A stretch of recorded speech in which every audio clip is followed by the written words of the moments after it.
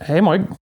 Hey, Mike. What's going on, man? I got a friend from far away. I met him in a high school jazz band probably, and, we've been friends since then and done lots of things and lived life. And he taught me a lot about drums, and so I thought it'd be pretty interesting for him to be on the show.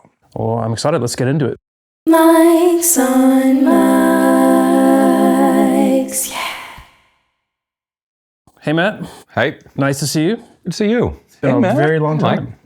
Yeah, I think it's literally been since high school. Probably. 15 years ago. Yeah, wink, wink.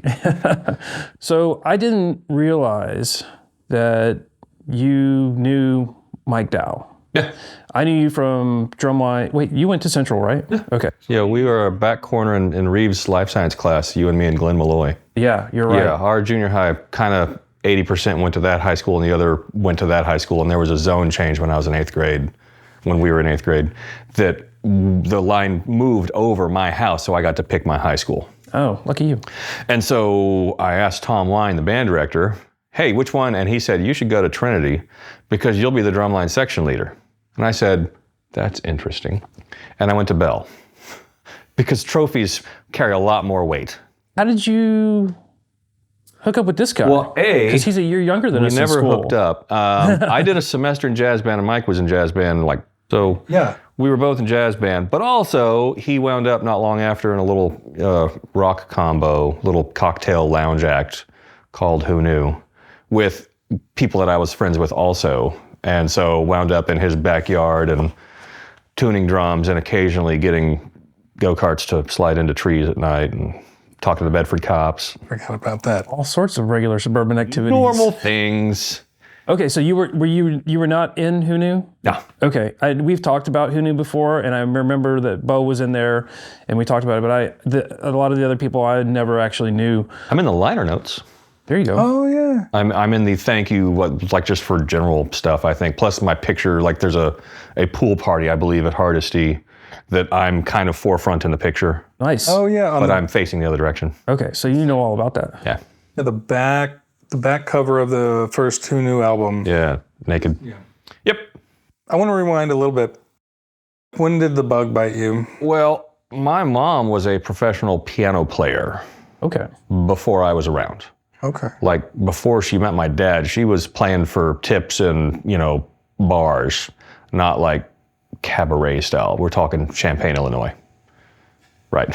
So nothing super glamorous, but getting paid to play music is a professional musician. Right. And so there was always a piano in the house. And when I was about 9, I started taking lessons. And I had talked about taking lessons before that, but 9 was when it finally started happening. And so when it came time to pick instruments, my thought was, I already know this instrument. I could learn xylophone. Because in adolescent brain, that's the least amount of work possible. So rather than starting over, I already know this looks like the same thing, I'm set. And so at instrument tryout, Tom Wine said, well, you're in the gifted program and you've got piano experience. You should be a French horn player. And I said, no. Yeah. And he said, well, try the mouthpiece. Yeah, that's a C, do it higher, that's an E, that's G, etc. You'd be great on French horn. No. All right, try this one, it's trumpet mouthpiece. That's a C, that's a G. You'd be great on trumpet. No. All right, try this one, it's trombone. That's B flat, that's F. You'd be great on trombone. No. And this kept happening. He tried every single mouthpiece. Yeah. Because he wanted me on an instrument, not one of those. And I just kept saying, no, I want to play that. Yeah. And eventually he said, okay, fine, well, the class is full. You'd have to be able to pass this coordination test. And I passed the coordination test before he was finished showing it to me. I'm Gen X, like you guys. And so I have, in my history, rock climbing and jumping off of things and fighting and teaching myself pugil sticks, etc. All without a helmet. Right. I already, kids today don't have that, so coordination was built in. So the test was tap your right foot with your right hand opposite. Yep. And then do the other side opposite. And I still use that to test drummers for placement in the beginning class, and I have yet to see a kid do that in the last 15 years. And every single kid in the drum class, as far as I understood, could do that back then. None of them can do it now, but this is early adolescent life now. So I did the same thing with the same guy. Yeah? And I failed. Yeah. I ended up playing cornet for cornet 2 trumpet. years. Yeah. Wine, basically, I nailed the thing, and this was his response. Like, hey, Another drummer. yeah, Damn it. He Morty'd at me. God damn it. So he let me in the drum class, and you know, it was Youngblood's first year teaching, and there was a bunch of hot kids in that. I don't mean it that way, but you know, that group. One went on to play with Cavaliers when they won top percussion. Another one is still playing professionally. That's Elliot Moon. One guy played Phantom Regiment with Jeff Prospery, and then North Texas Drumline, which is the hottest college drumline in the world. And then me, who, you know, I fix things for a living. And then several other dudes, but there was a lot of talent in that class. Like, I remember Elliot, we grew up together, went to Stonegate. We, you know, spent the night at each other's houses, that kind of thing. Yep. And then I know Ronnie Doyle was in there. Yep. And he, our sophomore year in high school, he went to Trinity, we went to Bell. He did become section leader his sophomore year of high school. Right. Because one dude, like, I forget if it was jail or kicked out of band or just quit for health reasons And he or whatever. was good. Well, he was a great drummer. But if he was at Bell, that would have not been the case. He would have been in snare line. Yeah, he would have been a junior He'd snare be line guy. right around where me and Elliot and Kristen Rolfs were. Let's go through the history again. So your mom was a piano, Yep. and then you went through high school drumming. Junior high and high school, and as a junior, I got a call from some church, can you play timpani? And I said, I guess, and they said, pays 25. I'll be there! And then the first, like, I graduated, and Youngblood said, hey, if you want to come help tech during our summer camps and stuff, that'd be totally fine. So I hung out for the June camp and the August camp, helping mostly quads, a little bit cymbals, a little bit basses, and he paid me with old cymbals, which was awesome. And I sold one of them because it was technically cracked when he gave it to me. It was a Istanbul K Zildjian, as in made in Istanbul. And it was a 22, and it was really weird sounding because the center about this much was knocked out of the bell. Wow. So you had to use a hi-hat washer and cup felt to hold it on a stand. But if you did that, because the center of the bell was gone, it was real dry, like perfect for jazz, which I don't play enough jazz. But a friend of mine that does said, this cymbal's awesome, how much? So sold it. The other one I still have and actually used it on an album that I recorded later. And then the next year, same thing, but he actually paid money the next year. But also that year, I got a phone call from a guy named Joey Paul, who's at Alito, that said, hey, my buddy from college, Mike Boone, said you might be able to help us teach drumline. And I said, I really don't know how to teach a whole drumline. He said, pays $500. I'll be there. $500 was a lot in the 90s. Yeah, it was. I kind of sneeze $500 nowadays, what with inflation.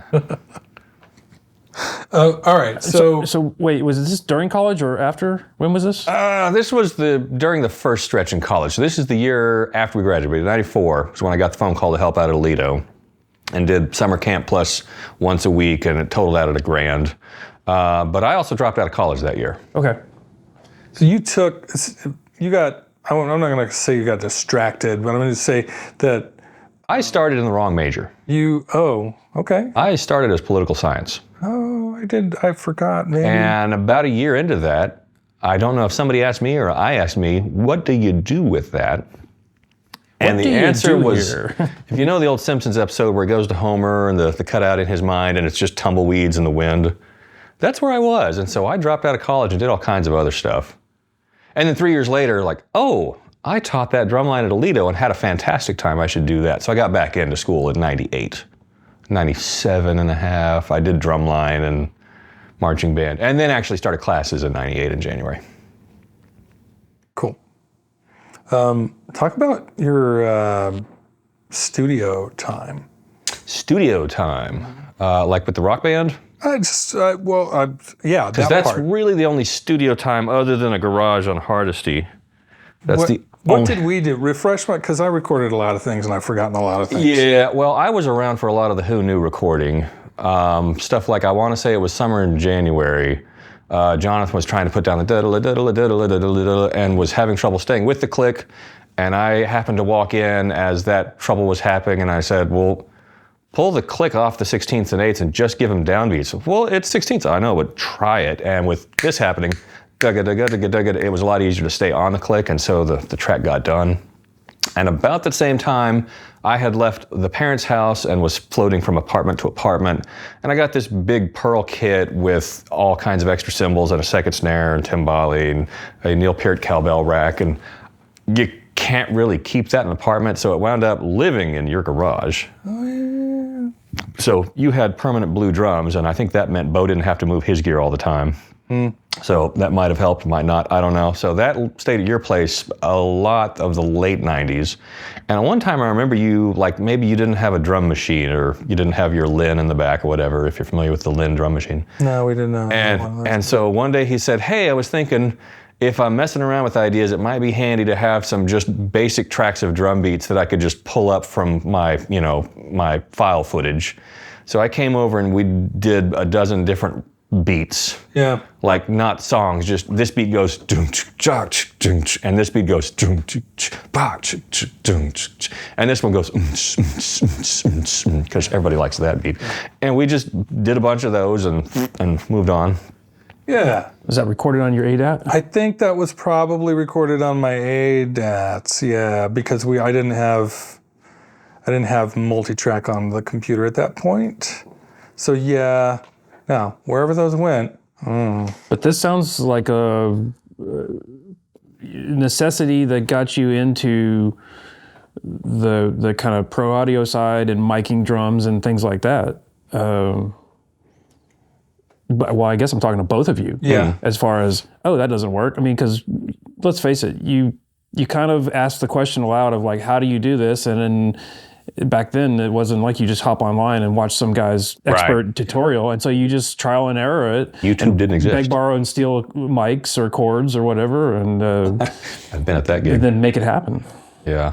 We'll talk about your, because I remember seeing you at a South by event. You played with a band, some lady, and I forgot her name. There was a stretch between teaching gigs where I was working at a music store in Fort Worth area, which is no longer there. And there was a girl that was in the music sheet music department, and I was doing outside road sales where you go talk to band directors and do you need any reads? Do you need me to take anything to repair? Blah, blah. Would you like to do a beginner drive, etc. And anyway, she and I, when I'm downtiming in Arlington, would just chat, and we always connected on, the state of music. And 2 years after that, she emails me kind of out of nowhere and says, hey, I'm putting together a rock band. You want to come talk about playing drums? I said, yeah, let's talk about that. And so we got together Chili's in Arlington and sat and talked crap for a couple hours. And she said, well, we're starting Wednesday or Tuesday or whatever it is. Can you be there? I was like, yeah, great. And so had this 7-piece kit that in a month had become a 4-piece kit. As cool as it is, looking like Terry Bozzio on stage. Oh my God, if you don't have a full-time roadie. Yeah. Anyway, so when I accepted the spot with the band, she had already been given a slot at South by that year. That was 2009. What was her name? Jessie Frye. Jessie Frye. And she's still active. Most of the band that I played with is not with her now, and she's done a lot of guest spots with other bands and has gotten less in the rock, blues, heavy side and more on the electronica end of things. But she's been active nonstop. And she's all over YouTube. She's got her, I want to say she's got her own website. You could find her music on bandcamp.com. Right. Anyway, so connected there and worked up. She had like a couple ideas for songs already. There was an EP or a demo really that she had done that we took a couple songs and updated them, made them, overall more finished, more complete. Did our South by Southwest performance, and then immediately, like a week later, the bassist was gone and a violin player just kind of drifted off. And so it became the long-running joke with the Jessie Frye band that there was never going to be the same bassist. And then once we had a stable bassist, we couldn't keep a guitarist. So it was basically her and me for 4 years, while the string section kept popping in and out of the band. And I kept thinking, they really ought to write their parts down because we can't keep them. It'd be easier to just say, here's the way the part goes, and not have to come up with new songs because I don't remember how that guitar part went. Well, damn, there goes that song. but nobody was with us long enough. Anyway, so that was right up until 2012. It was right around when Brian Isbell passed away that I wasn't playing with her anymore. And I honestly was impressed I lasted that long, because as a band director, if she wanted to book a gig, she always had to call me first and say, hey, what's your calendar look like on this Friday? Well, that's a football game, sorry, so can't book that gig. And so dealing with band directors in that regard is tough, because band directors' work schedules are terrible. So I remember a certain part of, or I just remembered a certain part between you and I. We worked on campus at the same place. ETV. Yeah, back in school. Yeah, and I think Was this UTA? Engineering Television, UTA, in Netterman, right? Yeah. Letterman Hall, and you were there when it was Engineering Television. I was there one semester. And then with Randall and Dave Davis. Right. Randall's last name, I can't remember. Oh, if you hadn't said his first name. But it wasn't Randall Coburn? I don't know. I think it's been that's a while. Right. I think, anyway. Yeah. So and then there was a Dave Bank. Was he there? There was Dave Davis, and there was another Dave that was older, that was the funny guy from the Vietnam era. Yeah. That had the sayings that you don't repeat in front of kids. That's 100% true. And then there was Randall. And I worked there with Jim Bishop, who Bishop played bass on one of the tracks on a Whu Gnu album. And he and I worked together that semester, and we're both... What was the name of your little band? We never actually had a band. We talked about having a band. What was it going to be? It was going to be Stage 4. Oh, no, that wasn't the name I remember. Yeah, that was the name. What was the name you remember, Mike? I remember the name Gemini. That's terrible. I know. I remember It's like 20 years too late. Yeah. So he and I connected in the same way that Jessie and I connected several years before, that we liked the same music and think the same things about music, and listen to albums like, that's not a great chord voicing or whatever. This song really should have gone to another chorus or whatever. We'd talk about that kind of junk and play albums. And no, he was like a musician's musician. Yeah. I don't know how much he professionally trained or whatever you do with that. I remember he but played it didn't in matter. bar bands and stuff, but by the time he and I were hanging out, he was right at the end of college and has the funniest story about defrauding the Texas Motor Vehicle, et cetera. He graduated 98 or 99 and moved back to Plano and has worked in internet security since then. Yeah, that all sounds right. I just wanted to bring up Jim. What, did he get his inspection sticker a month late every year for 13 years, so he got a 3-year? It's genius. When I was in college, you remember the parking passes were like $80? Oh, yeah. But you could get the temporary 1-week hang tag if you're in the shop or whatever for $1. So every Friday when I'm leaving campus, I'd buy my emergency, and they never checked passes the first and last week of semesters, so you only needed like $12 to park. And the police department was on my way out of campus, so they stopped that. They don't do it for, I think it's a $10 temporary pass now. Somebody did the math. Yeah, somebody realized what Olmstead did. Anyway, he and I were talking about getting a band together because neither of us was in a band at the time. We were both, bored just doing classes and whatnot, and we never got to the stage of finding guitarists and singers. But we did bandy around band names, and we eventually settled on Stage 4. And that's why my email address starts with S4. Because that's, if you ever look at S4 Drum, it came from that because of that, great, we're going to have a band called Stage 4. I made an email address, and it never happened. He graduated and moved back to Plano. I didn't have a car at all at the time, so it's not like I could get to rehearsals in Plano. So you went back to school at one point, but what were you doing at engineering TV? What was your major? I just needed a job. Okay. And I had friends that worked there. Like Bo worked there, and Bo left the day that I got there because he transferred to North Texas. So he still worked there, and met Bishop, and there was a bunch of Asian girls working there. You probably picked up some skills there that you didn't realize that were going to be useful. I learned to use video switchers, and I've never done that since. But I also learned, a little bit about composition and, lighting and whatnot, your shots. My dad, total tangent here, was a hobby photographer his entire life. When he was overseas in the military during the Vietnam War, picked up a SLR camera and took photos the rest of his life and developed them all as slides.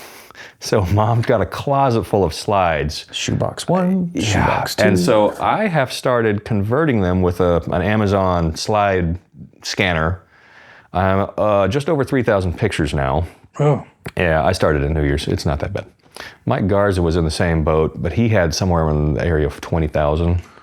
Wow. That one of Suzanne's, his wife's grandparents, was a slide person, and just anyway, I've noticed my dad had an issue with bright foreground, dark background, or even worse, dark background, dark foreground, bright background, which makes it impossible to set your brightness levels when you're scanning. Like this way, no, this way, no, shit. Mm-hmm. Yeah, so I've been doing that since New Year's. Oh, yeah. Sorry. Oh, it's fun because it's pictures of things that I haven't seen for 40 years. I mean, 15 years since I was a kid. I'm going to ping you offline about the scanner you got because I'm in the same boat. Yeah. I have two, I don't know, let's just call it 120 videotapes in my car right now that I'm going to be transferring. This doesn't do videotapes. But I also have slides from the parents. How many? Carousels. Like 20 carousels or like 1,000 carousels? More like 20 carousels and boxes. Not bad. I'm in the hundreds. Okay, so you're closer to what I've got, which I found on Amazon for $80. Okay, cool. And you just basically it runs to an SD card and you pop it into your laptop. Bing, bing. Nice. Yeah. And you can run real time to your TV and display it there. That's actually really good. But in reference to the videotapes, my dad bought a video camera when let's say 86. Mm-hmm. Sounds right. So I was making, it's a Panasonic over-the-shoulder VHS. And he still has it. Wow. It's in a case that's never been opened. Not a prop in the background of a Star Wars movie. But the cool thing was when I was doing drumline stuff, my mom or dad was always there videotaping. So I have pep rallies, and somewhere there's the competition. Do you remember the one at the Hard Rock Cafe in Dallas? Oh yeah, we won that one. And the North Texas competitions outside and inside when it rained. Yeah, rain was Richardson High School, fall '91. The one I'm talking about, I was in the pit, so that would have been my junior year, and it rained, so that would have been fall '91. Oh yeah, you're right. Fall of '91. You get it correct. I was like 91. That's when my brother graduated. And I remember that because it started raining the worst when North Texas was playing. And they were Rain Dance. They were doing their. That was one with the big cymbal toss or something. They were playing a tune called Rain Dance when it started raining. Well, it worked. Yeah, and as I said, North Texas was the hottest drumline in the world at the time. They made it rain. Yeah, had to emergency move into the gym, and nobody was equipped for that, and everybody's tripping everywhere, and it was a mess. So they just did the next year in the gym, and you weren't there for that one. I was not, but I think we won that one. We took second place to John Overton High School, taught by Julie. I think it was we kept winning too much that they was like, we're gonna have somebody else win this year. Julie Davila from Tennessee brought her Overton High School line and beat us. Yeah. It's like I'm still upset about that, but Julie Davila is a nice enough person. It's still a fun time. She did have a great line. With Don Click and... yes. Don lives in Houston area. Okay. Works with Music City Mystique, WGI drumline. And Mike McIntosh was one of our techs, worked with the battery more. Click worked with the pit more. He went on to teach the Cavaliers drumline for years. Like he was in charge of Cavaliers drumline. Not like he was working with snares. He was the caption head for percussion. Am I incorrect that Stephen Dooley is doing stuff now that Don Click kind of did then? I haven't seen Stephen Dooley since he graduated, I think, and I have no idea what he's doing. I think I saw something online where it was, Brian Youngblood, Don Click, and Stephen Dooley. I'm like, what? Okay, cool. Maybe that was shortly after. Maybe immediately after, but I don't think he ever hung around to tech the way that I did. I think it might have been our class was the first that really had techs hanging out, other than Evan Spalding marched drum corps and came back and helped a little bit. Okay, so we'll talk about that. So you went back to UTA. Yep. I'm making the assumption you got a degree. What was that in? Music ed. Okay, because of the high school summer camp, and you were like, oh, clicks, this is what I should do now. Yes, clicks. That I enjoyed teaching drumline, so I should do that for money. And several years while I was in college, I got a job teaching drumline, much like that first job, for $100 here and there, $300 a month, $400 a month. Graduate, get the exact same job doing the exact same stuff for 10x the money. Ding. Yeah, do it for real. Don't be a bum. And have been basically teaching since with a couple, like I stopped teaching because I didn't have a certificate finished, and you have to have a certificate now that there's no child left behind. So got to go do that business. So that's what I've been doing since then.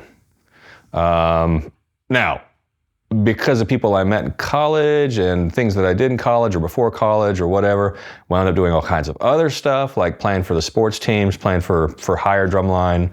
Dynamic Rhythm Entertainment is a group in Fort Worth now that does like Special Olympics drumline, or if your company wants a drumline for a thing, call them.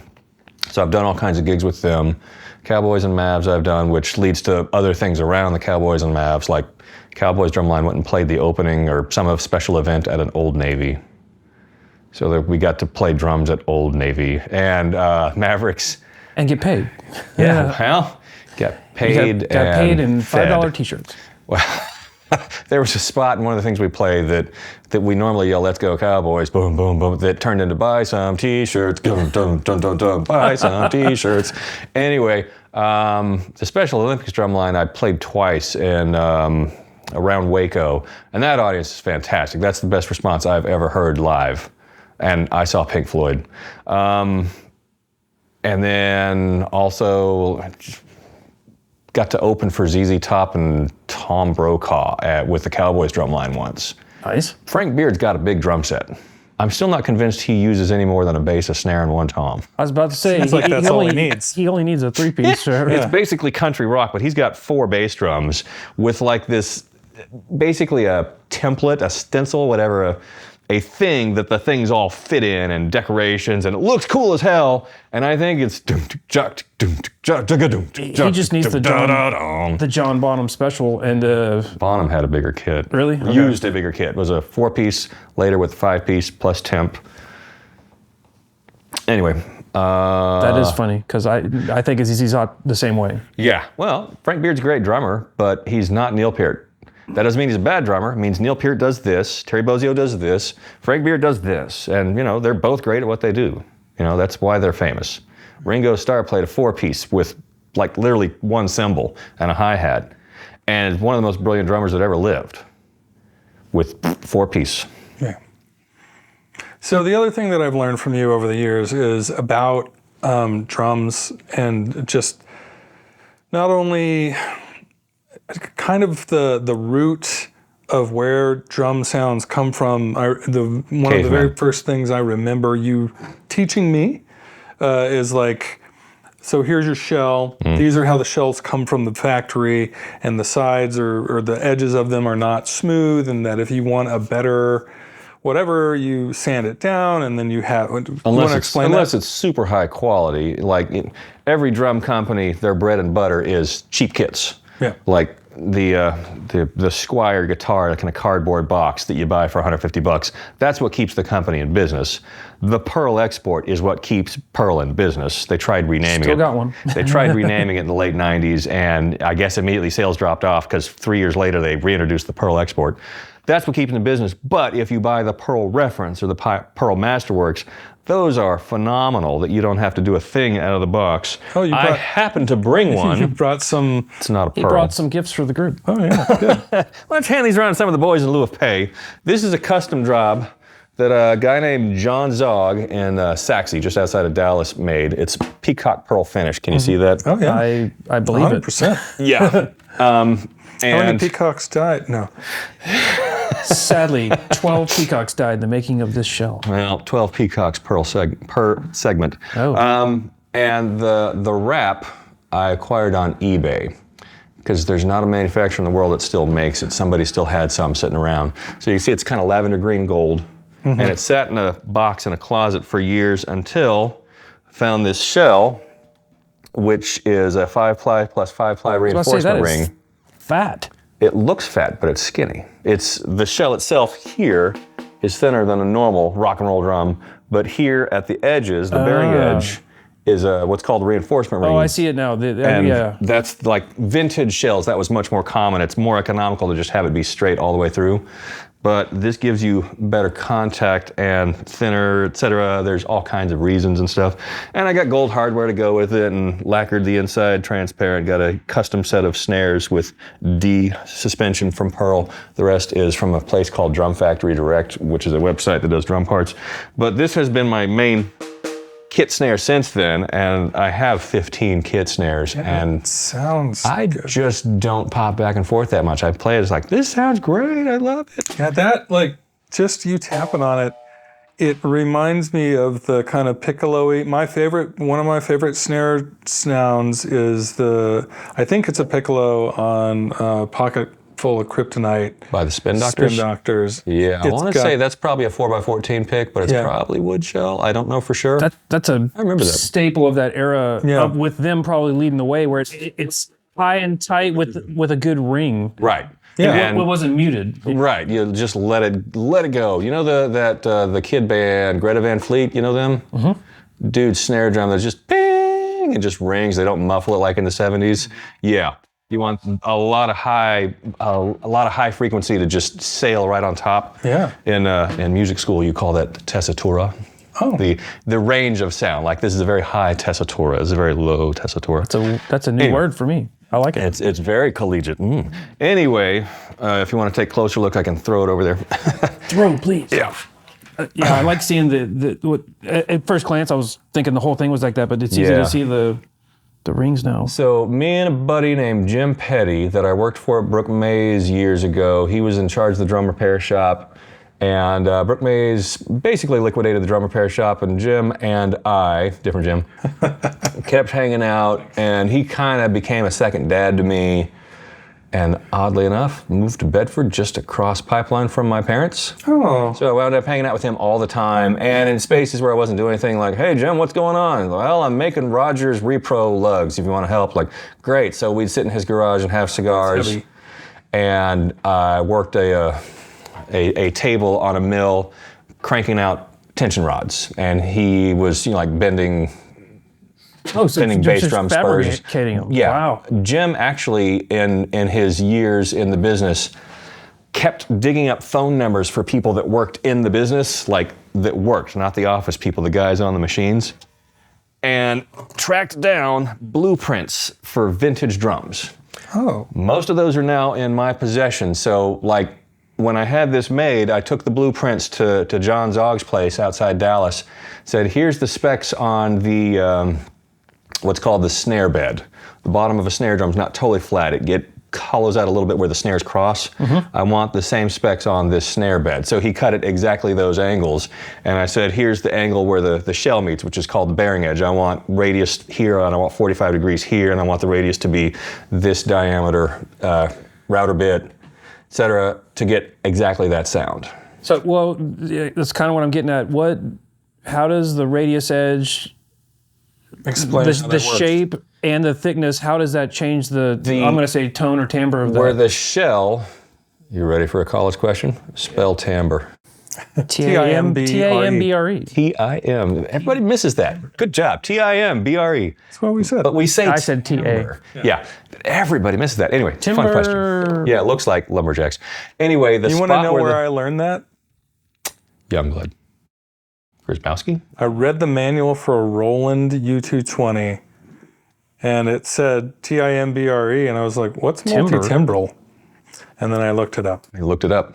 Well, the funny thing is, in the synth world, that's what we say is multi-timbral. We Yeah. don't say multi-timbral. And, Yeah. and everybody knows it's incorrect, but nobody bats an eye, and that's the way you know you're talking about a synthesizer. Yeah. The same way I know about solder. I kept seeing solder in the repair shop, like solder, and I never heard anybody mention solder, but I heard people talk about Are we going to solder. solder these today? Yeah. Can you solder that? Yes, sir, solder. Anyway, the spot where the shell touches the drum head is called the bearing edge, and different drum companies, different shapes. Most of them are pretty close to 45 degrees. Gretsch back in the day was closer to 60 degrees. I've got some shells which are just no hardware, no holes, nothing, that are currently cut at 60 that I might change that because I'm definitely getting more snares made, because who can live with just 15 drum set snares?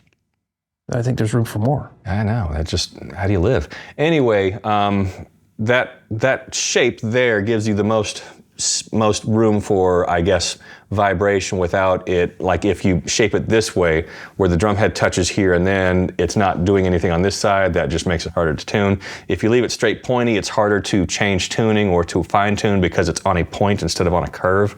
But if you have it full curve, then you have it kind of, it almost is like a built-in muffler. Like if you remember pinstripe drum heads that have the gray area on the outside that kind of muffles just a tad. It's kind of the same way if you do a full radius on the bearing edge. So if you have a bass drum, full radius sounds kind of good because it's cutting out a little bit at your high frequencies. Floor toms also, especially big ones. If you had a 14-inch floor tom, maybe not. So Pearl has a line called reference where every size tom is a different shell composition and a different bearing edge shape. And it changes from, I think, from 8 down to 18. The bearing edge changes with the size, the shell composition from birch to blended birch maple to blended maple mahogany changes with the size of the drum so that it's the best pitch characteristics, best tone for that size. So that's one way to do it. It's pricey. Or you can just do, 6-ply maple on your 5-piece. Sounds good, whatever. But if you get a cheap drum set, especially like if you get a Japanese kit from the 60s before they were really quality, the wood grain goes a different direction from what the Americans were doing, so it's hard to tune them. Once they started changing, like if you remember old wooden snares, you just can't make them sound good. And so the perception is that metal shells sound better than wood snares. It's because you're comparing metal to cross-grained wood shells. Once you lay the grain the right way, especially if it's a high quality wood, real fine grain, so you can sand it really smooth, it sounds like a metal shell, but with different tonal characteristics. Having said that, do you know how many drum companies employ an engineer? None? Trick question. Like 0? 1 or 2. I've met a couple, but that's the thing. I've been in the business 30 years and I've met a couple. Yeah. And I go to the trade show every year. Anyway, nobody, because you see advertisements for drums like, this wood has the most blah, blah, whatever tonal, characteristics. Like birch is renowned for its and maple, whatever. But nobody measures Bubinga. Nobody has ever taken different drums of the same size, same tuning, and put them in an anechoic chamber with spectrum analyzer and measured. We're just using these. Like, that sounds that way and that sounds that way. And that's as precise as the drum companies get, because spectrum analyzers cost money, anechoic chamber time costs money, and drum companies are all really small businesses, even the big popular ones. Yamaha has never turned a profit because it's a division of Yamaha motorcycles. One of the biggest drum companies in the world, and all of their hardware is done by the motorcycle machine shop. It's basically a tax write-off for those, yeah. That's interesting. Yeah, at least that's what I've heard. If any of the reps for Yamaha wanted to call and say Olmstead's full of it, I'm willing to talk. Well, that is interesting because on it, not that I've really investigated it, but the export that I had obviously had a metal shell. Yeah. But the guy that I bought it from had a Ludwig snare, and so I never used the export snare. I used that, but that was also a metal shell. So it was, narrower than the export one, was pretty fat. Probably 6.5 by 14 export with the black rectangle badge. Just a 5-piece, the badge on the bass drum. Yeah. That's peeling up on the corners. That one. That's the one. And the rattly pedal. Yeah. So, still fun to play. Yeah. But it was making me think about that. I never really was like, oh, this snare is metal for a reason, or not wood for a reason. Well, a sheet of, usually it's steel chromed, taking a sheet of steel and bending it in a circle and doing a fast weld or even lighter than a weld, and then having a machine crimp the bearing edge and pop some kind of roll in the center to keep it from collapsing, and then just dipping it in chrome. That's cheaper than laying out and drying sheets of thin wood, applying them together, bending it under steam, getting it fit just right, fixing your seams. That's, you get better quality snares with wood. You got to put in the time or you get junk. So you kind of glossed over There's this guy who moved to Bedford. Oh, Jim. Yeah, that was my boss in the drum repair shop. Yeah. Your mentor. My mentor. And my dad was a machine tool salesman and had basically a machine shop that didn't do any manufacturing, but there was an awful lot of cleaning machines. Right. So I grew up around this stuff and then wound up hanging out with Jim, who in the drum repair shop had a couple large drill presses, a CNC mill, and benders and junk like that. Enough to be dangerous. What's that? Enough to be dangerous. Yeah. Well, plus he loved pneumatic tools. Oh, yeah. And so we had 150 PSI drops around our workbenches, and the fax machine, the paper rolls on the fax, this is the 90s, were exactly the same size as our air nozzles. So if you took it and taped over the end, you could shoot it all the way to the woodwind repair shop. Mm-hmm. And so, of course, there's never enough to do in a repair shop. We wound up taking tape and shaping it like nose cones and making fins and eventually racing stripes to make them go faster. So we could aim them better. Yeah. But then I discovered there's PVC, I'm really off topic, PVC tube about this big, half-inch, that fit over it also. So if you put that on and then like put a styrofoam packing peanut in the end and then load a bunch of metal tchotchkes in the... Oh no. You basically have grape shot. But the most dangerous and stupid thing was if you take a flute plug, which is a piece of cork circle about that big, and put a saxophone hinge in it, which is basically a steel needle, and put that in it, it would shoot across a warehouse and stick into cinder block. Wow. Yeah. Yeah. There's a good thing that A, social media didn't exist, and B, I kept it pointing that way the whole time. And C, you and he were on good terms. Yeah. That company somehow went out of business. Anyway, so he and I and the other kids that were working in the drum repair shop were all let go at the same time. I'm thinking for personality reasons, but there was always financial justification, like shady paperwork, because it was the only drum repair shop in America at the time. So they let him go, and he basically had all those machines in his garage. So he just brought all his stuff home and had parts inventory going back to the 40s for every major company in his garage, along with all the machines. Got himself a 6-foot lathe. And in weekends when I'd be hanging out playing Frisbee, he was having breakfast with a retired machinist club and talking about machining. So he, along with the blueprints he'd acquired, started manufacturing reproduction parts to spec. So he not only did it matched down to thousandths with the exact tolerances. It was, spot on. So people from Europe, from Australia, across America would call him or, send him a letter because it's the 90s. And I'm looking for this part. Well, I can make it. It costs this much. Great. And, that's what he did. And every other music company, other than the one that fired him, started sending their repairs to him also.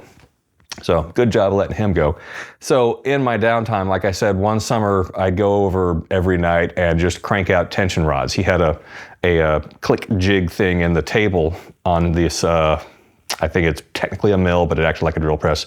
The cutting bit didn't move up and down. So technically a mill, table slid underneath it where you drop a tension rod in and go through this parallel cutter to that side, and then you click it 3 times, which is each click is 30 degrees, and then you run it back to the other side, and you have cut a 1/4 inch square head, which is a drum tension rod.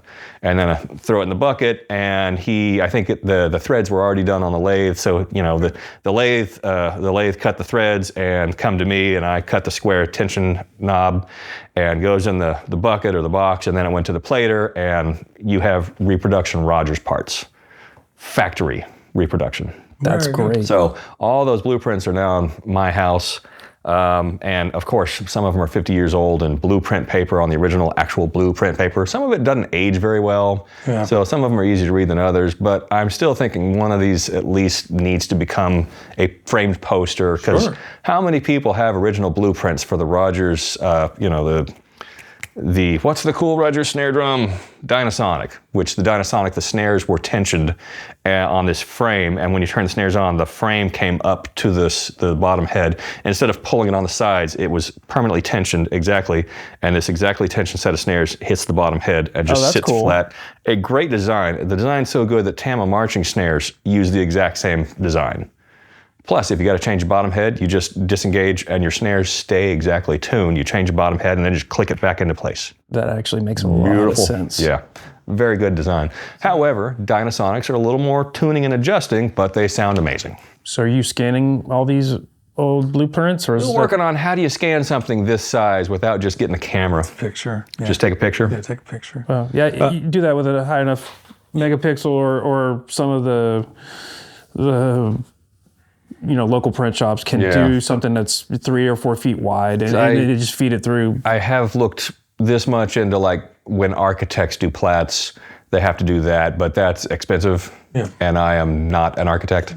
Yeah. Well, the other way of doing this, I worked for the city in Arlington, and we had to archive stuff, and we connected with UTA, and they have a local archive of everything from old Star Telegram articles to photographs and all sorts of stuff. Yeah, that's an old And college. we reached out to them as kind of a, hey, would you like to put these in your archive? And they're all excited. And I'm like, okay, well, I can take pictures for you, knowing that they didn't want that. Yeah.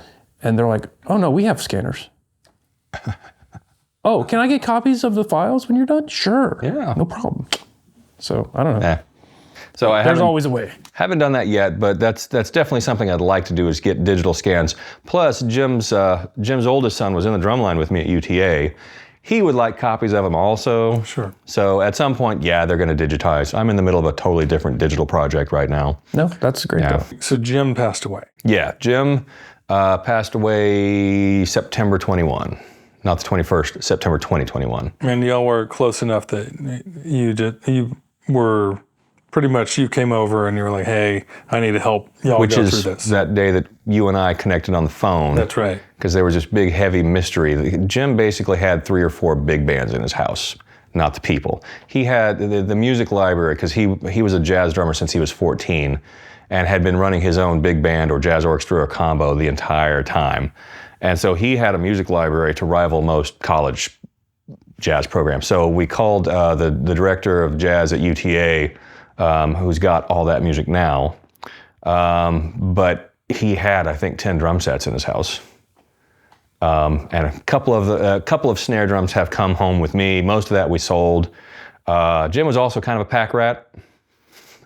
And so his 2 sons and myself did a few weeks of cleaning it out here and there. Jim kept every piece of paper, had his parents' even tax returns going back to the 50s. Yeah, cleaning's not a bad thing. But yeah, cleaned out all kinds of stuff. I did get a whole lot of good jazz CDs when we cleaned out his house, so I've been digitizing those. I'm pretty much caught up on that. But I found this big, heavy thing in one of the jazz rooms. There's a storage room where it's just stacked up drum sets. He had pallet racks in a bedroom with drum sets, and travel cases full of big band music. And this case, and I take it outside and flip it open, and it's a Rhode 73. Wow. And it's like, Probably in really good shape too. crap, dude. Pretty good shape. And so like throw a latch, and there's all the legs and stuff, and hey, Mike, and called this guy, what's a Rhode 73? And Mike says, hang on, beep, beep, beep. Hey, Clint, say hi to Matt. And so I was like, okay, I just pulled this out of the house, and I guess I'm going to move it to a warehouse. I never even, whatever. So that's sitting in my drum room at the moment. And I hadn't talked to Clint in 20 years at that point.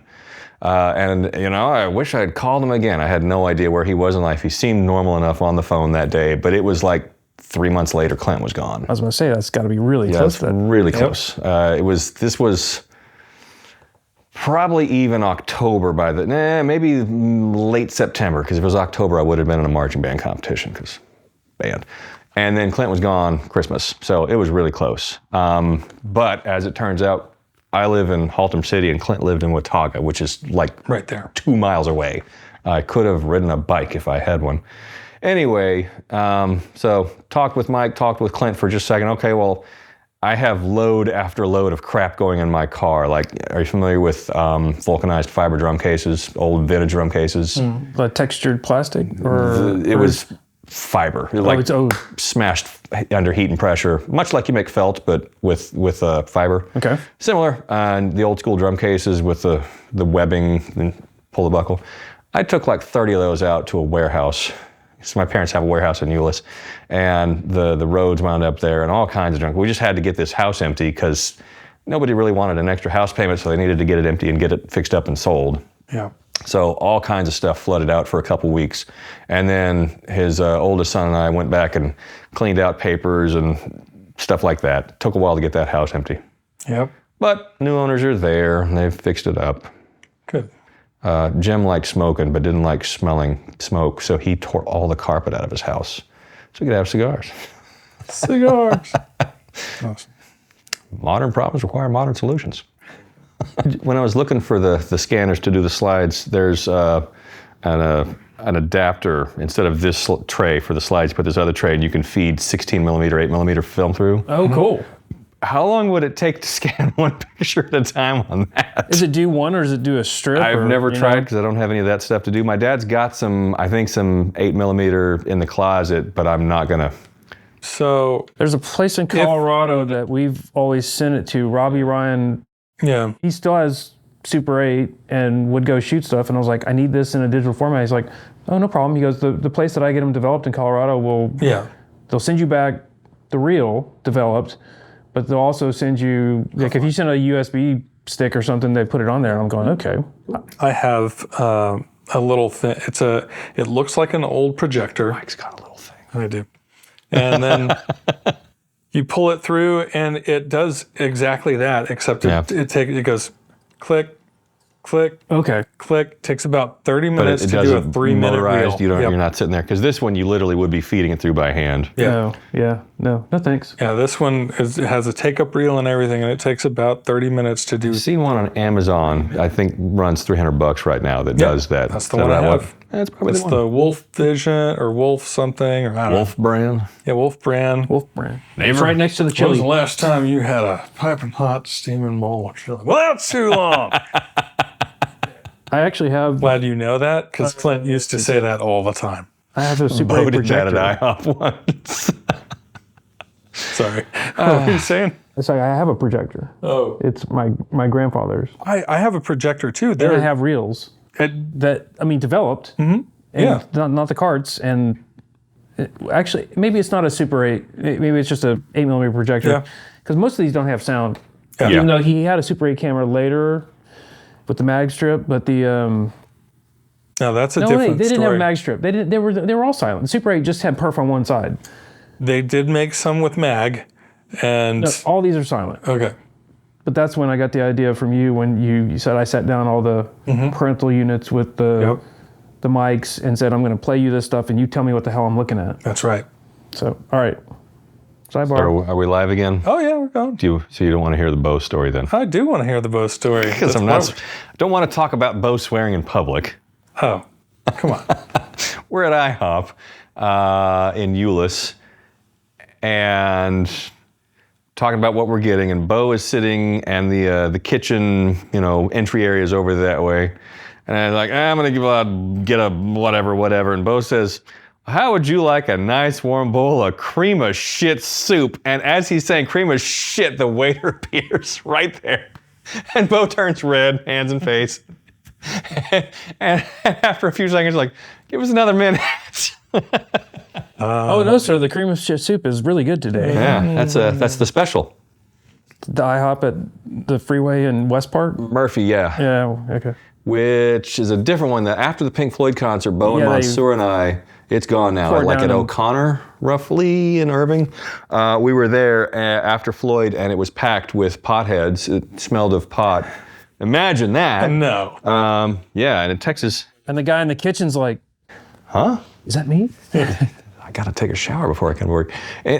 Texas Stadium was basically an open air stadium, and still was just monstrous hot box that night.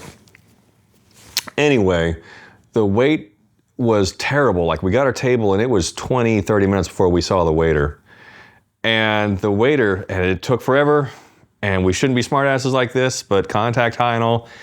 Get there, and the waiter says, have you decided? And this guy is totally over the nonsense because he didn't ask to come to work after a Pink Floyd concert.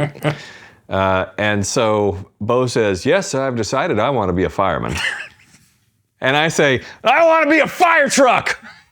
The guy doesn't say a thing. He just turns and walks to another table. Ooh. He missed his opportunity. Would you like fries with that? Anyway, that's that joke from Crazy People with Dudley Moore and Daryl Hannah. If you saw that classic, ooh, who wants to be a fire truck? Oh.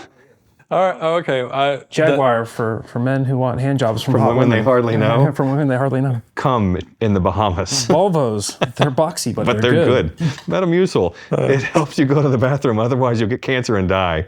Sony, because Caucasians are just too damn tall. Yeah, that movie. That's great. But okay, that reminds me of shenanigans in high school. I know we're bouncing all around.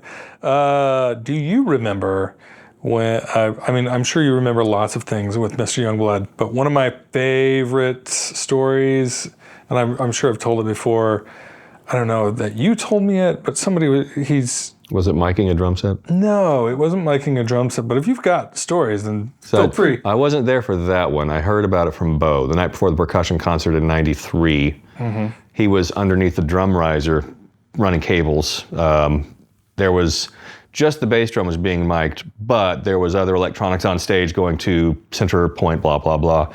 And a piece we were playing called for 5 clay pots, which were on this rack, different sizes, hung, suspended, whatever.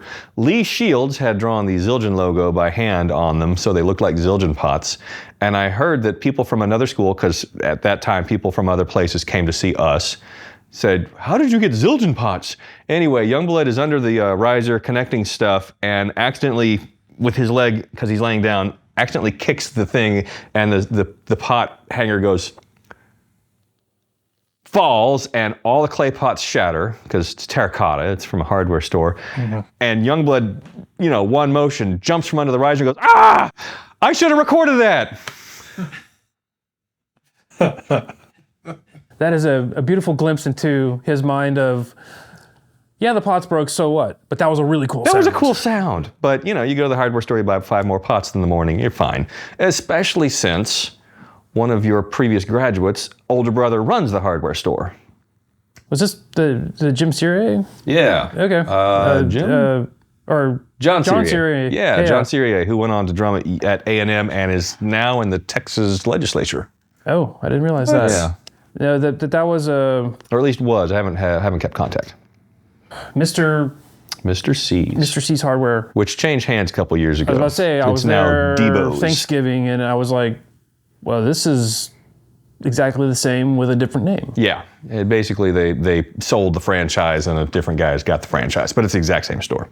At the time, it wasn't on Precinct. It was on Bedford Road in that empty shopping center.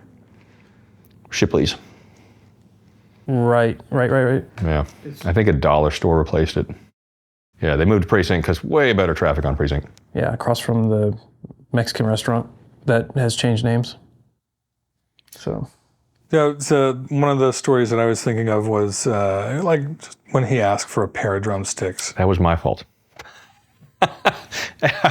I was on bass line that year. And so he was showing us, we were learning the cadences.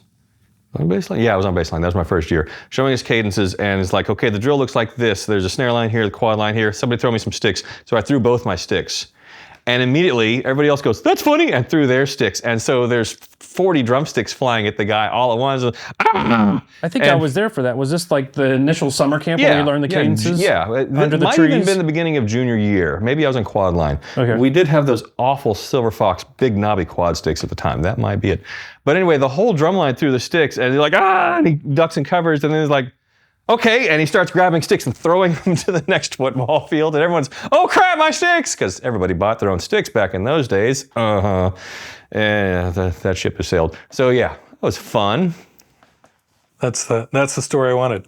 Oh, I don't know if you heard this one though, but he had a rectangular loudspeaker, and he'd wear this headset mic, and clap us and this and that. The Long Ranger. Well, it happened to be a very similar frequency to Taco Bueno. Yeah, that was constant. Across the street. And so he would, we'd do something and he's frustrated and he's just like, no, this and this and this. And then he'd be like, yeah, and I need a bean burrito and a party taco and everybody. And he finally lost it. We all just laughing and it's like, okay. So. Those things now have frequency selectors. There's like 3 presets. So if you're getting crosstalk from the drive-through or a car lot, Plus, every band in the world does amplification and wireless, so it's not uncommon now for your marching band pit in charge person to have a frequency scanner. Yeah, well, that's kind of a good segue. I wanted, because you grew up doing what we did. In full acoustic marching band. And now you are part of the modern era thing. How does, obviously it's different. You've kind of grown up with the technology, but how do you see any advantages, disadvantages, or pros and cons to? The main disadvantage is marching band is way more expensive now. Like, not only is it expensive having someone write your drill and write your music, because pretty much all custom, and if it's not custom, it's expensive off the shelf. It used to be you just grab some band tunes, and that was it. Like our sophomore year, we played Canzona, which was literally a tune for band. That, just add drumline parts, more or less, and you're there. Senior year was Sailors and Whales, and that was a band tune. They just did this movement, and this movement. Almost, like you'd tweak a part here and there, like change the French horn part to be a little more mellophone, a little less French horn, and then add drumline parts, and you're set. And now it's like $2, $3, $4, $5 for the marching band show, and more if you want to buy color guard, choreography, more if you want to buy a custom drumline, etc. If you want the visual package that goes with it, then buying rights to reproduce the visual elements. And then there's props galore, and that's all expensive. And the amplification is crazy expensive. I'm sure you're aware what electronic and amplification and sound reinforcement costs, but like one of the high schools I worked at 10 years ago bought speakers, cabinet on wheels, digital mixer, etc., plus all the goodies, all the bells and whistles, and it was like $150,000 for the program. And they did this at the same time of all the high schools in the district, so you're looking at close to $1 million just for some speakers, mics, and mixers. Well, and that's where marching band's gotten. And yeah, with that, in the 70s, if you wanted to have a quiet moment where there was a flute solo in your show, yeah, you'd really have to have the flute belt that out. Hopefully the audience is quiet, and if it's a football game, good luck with that. And now you can just have a microphone nearby or attached with the wireless pack on the kid's uniform somewhere, or have a shotgun mic in the pit pointing at the area where the soloist or the small ensemble is playing. You can get more of that sound. With that, you have to spend so much of your rehearsal time adjusting your gain, adjusting your balance, and figuring out which frequencies, like I'm getting wind, cut off all the lows, etc. You lose a lot of music rehearsal time dealing with electronic issues. Either that, or you have to have the directors do a whole bunch more time adjusting the electronic issues because you're still capped at 8 hours with the kids a week. Yeah, so you've kind of become part of the pro audio world without just as necessity of the way things are. That's the way the job is. And in fact, we just last summer pulled apart our entire front ensemble, marimbas, vibes, everything, attached mics permanently on shock mounts. I think we've got 2035s, I think is what we're using, all the way across, 2 per marimba, 1 per vibe. Plus we got 2 synths, and we've attached all of the cables to the board so that when the 2 marimbas butt up to each other, there's hanging XLRs. You just get in place and you grab the 2 red, grab the 2 green, grab the 2 stripes, and every kid rolls into place and just connects their stuff out to the speakers. And then the back row same, and runs powers to the speakers, so the powers are here and the signals are here. So is there a band tech role now? It's or is it like it's kids? the drumline directors pretty much always. Okay, so it's you. And the kids have to learn to do some electronics with us, and it depends on the program. As the programs get bigger, like a place like Hebron maybe, or Broken Arrow in Oklahoma might have dedicated 2, 3, or 4 kids that just do electronics in the marching band show. It may or may not be a band kid. Is this synonymous with like, I'm in choir tech, I don't sing, but they run the electronics. Like, got it. With us, where our current program is, we plug everything in. We get a little bit of, it's not that we're hearing the attack on the keyboards, the vibes and marimbas. You're getting more tone quality, more the depth of the sound coming through the speakers, but we're not using it to make us louder. We're using it instead of, if you think of the 70s, 80s version of marching band, the pit is real clinky and high and thin. And so we get more of the low frequencies, the low end of marimba, the sostenuto end of things. But more advanced players, more advanced programs will have it where every phrase, possibly every movement at the least, but possibly 2 measures, 4 measures, 16 measures sections on their digital controller, probably a laptop somewhere, will be a scene like you do in Broadway, and someone is advancing through your scenes as you play the show so that all of your dynamics change through the show. So if you need a crescendo for this phrase, that is a scene where it's set to do that, and Built in, but somebody has to cue it up. Somebody's running scenes as they are watching the rest of it, and that's their part in the marching band show. So that's a thing. Marching band's a lot more electronic than it used to be. I've seen schools where they'll have a stage in the middle of the field with microphones concealed in the props that the players are playing in that are running wirelessly, or that there's shotguns pointed at them. Shotguns in the electronics world is a microphone. You know, we're not pointing guns at children. We think about it. I'm kidding! Yeah, so that's the way marching band is. It's not just, you know, big woolly hats and playing loud. It's a lot more that way. And it gets different when you get to the college level. And if you ever talk to Brian Youngblood, last time he and I chatted about it, he talked a lot about how A&M is an incredibly popular band because they're really loud and they make cool geometric shapes as they move up and down the field, and they play the entire stadium. And everybody that does modern, what we call core style, where you have your show with your shapes and your curves and your lines pointing at the press box, they're playing on this part of the stadium and ignoring this part of the stadium, and it's mostly quiet with loud moments. And that's not really what a college crowd wants. You know, and you can easily have a DJ for free hit play on the CD or, you know, whatever streaming platform you've got in your press box and cover loud music at halftime without involving 300 college kids and all that rehearsal time. So college is a completely different thing from high school, but probably they're using electronics too, and in a different way. Tell me if I'm wrong, but I see they're barring the time investment. There could be an advantage there because there are now things you can do with electronics that you couldn't do before. Right. Like if you wanted to have a Skrillex marching show, you could do that. In fact, we've done that at another school. We took Scary Monsters, Nice Sprites, the breakdown, if you're familiar with this tune. I am not. That's what dubstep sounds like.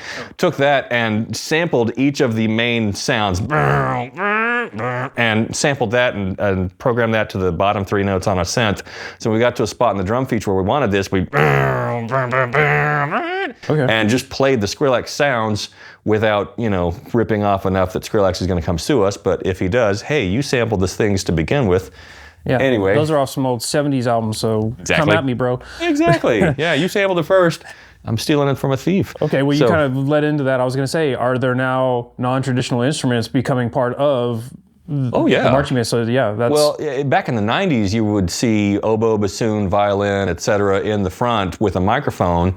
And now even Drum Corps International, which is supposed to be bugles, that's why it's called Drum Corps, Drum and Bugle Corps, they adopted a rule late 90s that B-flat instruments, so three valve trumpets, etc., are allowed. It used to be that it was just bugles, and then it was single valve bugles, double valve.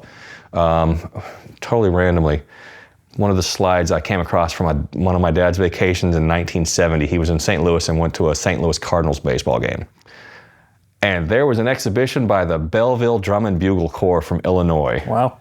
And this guy's not a musician, my dad, and just randomly like, that's cool, took a picture of this drum corps doing an exhibition on a baseball outfield. And I found this and put it on social media and said, who's this? And John's wife, Rachel, said, that might be Bellville. And it's like, who the hell is Bellville? How do you know? Anyway, so I, Googled them. They've got a website. So I sent it to them and said, hey, do you recognize this? That's definitely us. That's June 1970. Wow. What a world. Anyway, so you find all kinds of things. Indoor drumline is now a big thing in the spring. Like we used to do drumline competition at the end of marching band. Nobody does that anymore. Yeah. Oh. Because Marcus in North Texas won so much, everybody quit. If there's not a chance of competition, then what's the reason? Is there a competition they're not doing? We'll go to that one. Yeah, so it became, where can we go to win? Like the Hard Rock, whatever. That happened exactly one time. And so there's a thing from the rest of the United States, really California, the Midwest, New England, called WGI, where the guards would do guard in the spring to keep their skills fresh. And eventually they started doing drumline, and when it spread down here, someone said, hey, drumline directors, bring your drum lines. You can just do a standstill drumline. And so we do that, but it's really supposed to be percussion ensemble or marching drumline. We're doing that middle thing. And so one of the sounds that we have in the show this year is this lovely guy. You ever seen one of these? Yeah. Yeah? This is a Waterphone. Yeah. Horror movies. Fun, weird sounds. Which is such a great sound. So we've got this in our drumline show. And So that's got liquid in it, right? yeah, it's called a Waterphone because it's made of water. It's full of water. Yeah. So this is in the marching, the indoor drumline show this year. It's a cool sound. Anyway, there's lots of other non-traditional, like a couple years ago, I had a big set of Thai and Chinese gongs, like from this size to this size, for a little moment of Asian sounds in one of our shows. I've seen a picture of you not in America, somewhere else. Next to a big gong? Next to a really big gong. What was that all about? I went to Thailand.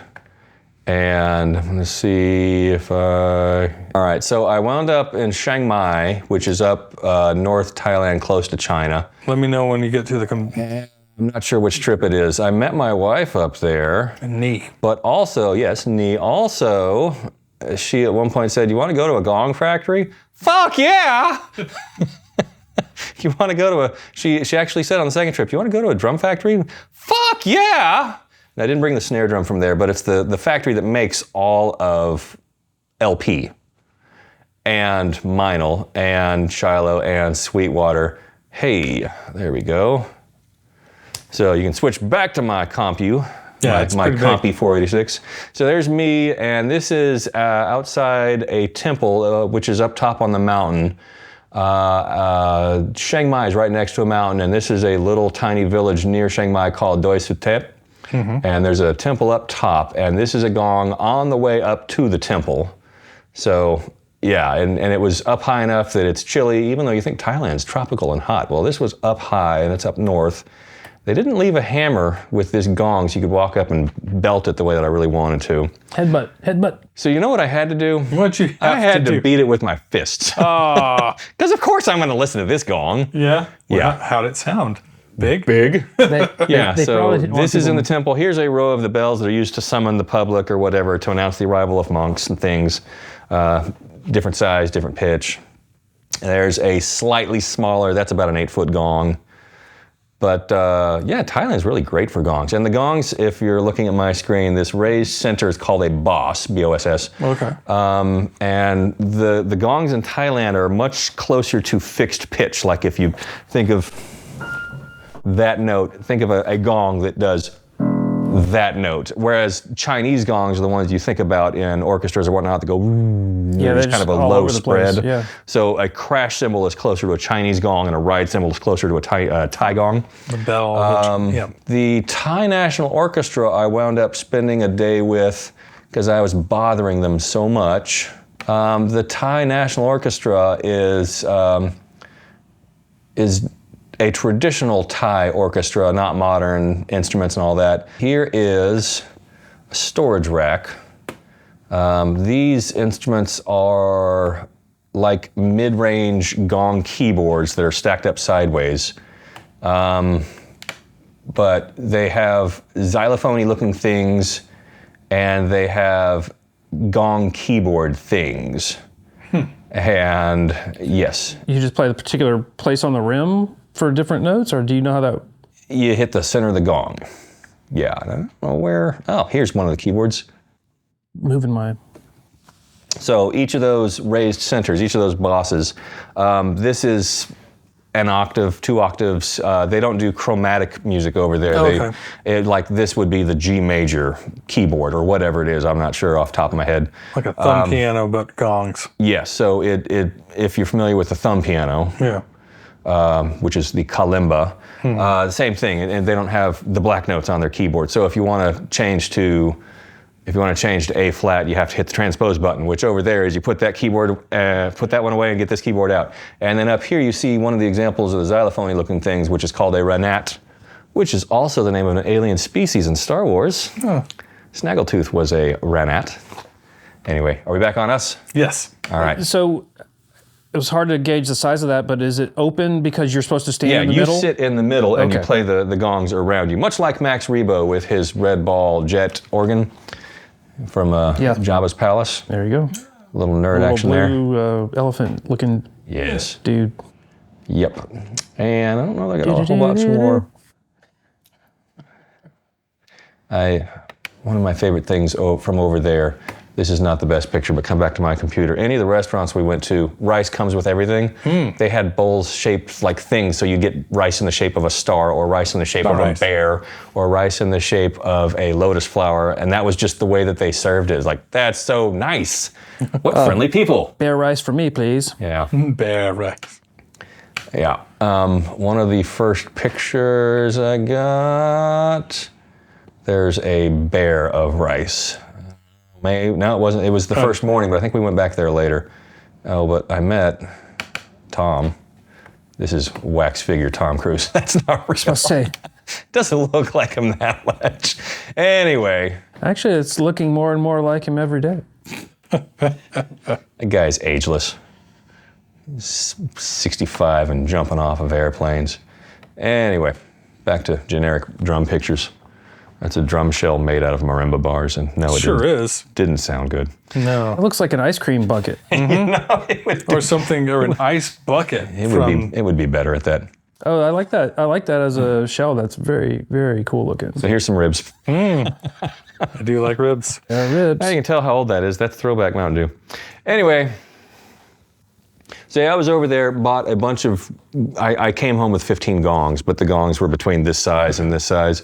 And I just threw them in my backpack and had to go through security 3 times, because you go from Thailand to Hong Kong to Hong Kong to California to America, and every time you go through customs for country change, you go back through a scanner, and the security every time, like, What are those? What was the purpose for your visit, sir? Professional gong player. yeah, I'm a gong collector, obviously. So, We're gonna have to cut these open, see what's inside. good luck. Enjoy cutting through bronze. Yeah, so came home with a bunch of those, and I have used several, I partially bought them because they're cool as hell, and primarily because I know I'm going to be able to use this somewhere. Like, I've done a percussion ensemble where I replaced the vibraphone part with gongs. So that kind of thing happens a lot. Speaking of, I don't know that, have we covered yet that what you are doing right now? Like, what is your... I'm sitting in Mike Dow's living room right now. Like, what do I do professionally? Are you at I'm the a high school? I'm or a are you high at school band the director. Johnson Academy? Or Yes. Okay. Every percussion teacher teaches multiple campuses. So I do So you do I do a both. middle school and a high school, do all the percussion, everything at the high school with the other dude that does percussion who works the other junior high, and I work at the STEM Academy junior high doing percussion, everything there, plus teaching beginning brass, because somebody's got to teach brass.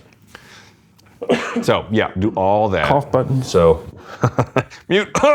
And so that's what I do. So how does that work? I mean, they're different entities. So do they do the same competition sometimes? The STEM Academy and the high school? No, the different levels will have different competition dates.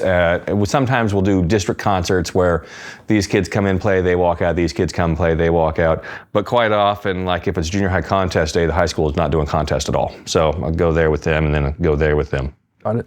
Yeah, so it only really interferes with private life, not with each other. But it feeds into the high school, so you have get control to of percussion You're like, from- when I see you in high school, I know what skills and things I want to instill in you now. So I know what we're missing at the high school, and I need to focus on that in 7th, 8th grade, et cetera. Like every current generation, whatever they call it, Generation Z, every Gen Z kid is lacking physical education. And so I've already taught the kids plie, releve, and lunges and squats. Do you know what plie and releve are? May I get up and be on camera without showing my crotch to the world? I mean, sure. Does this one catch me?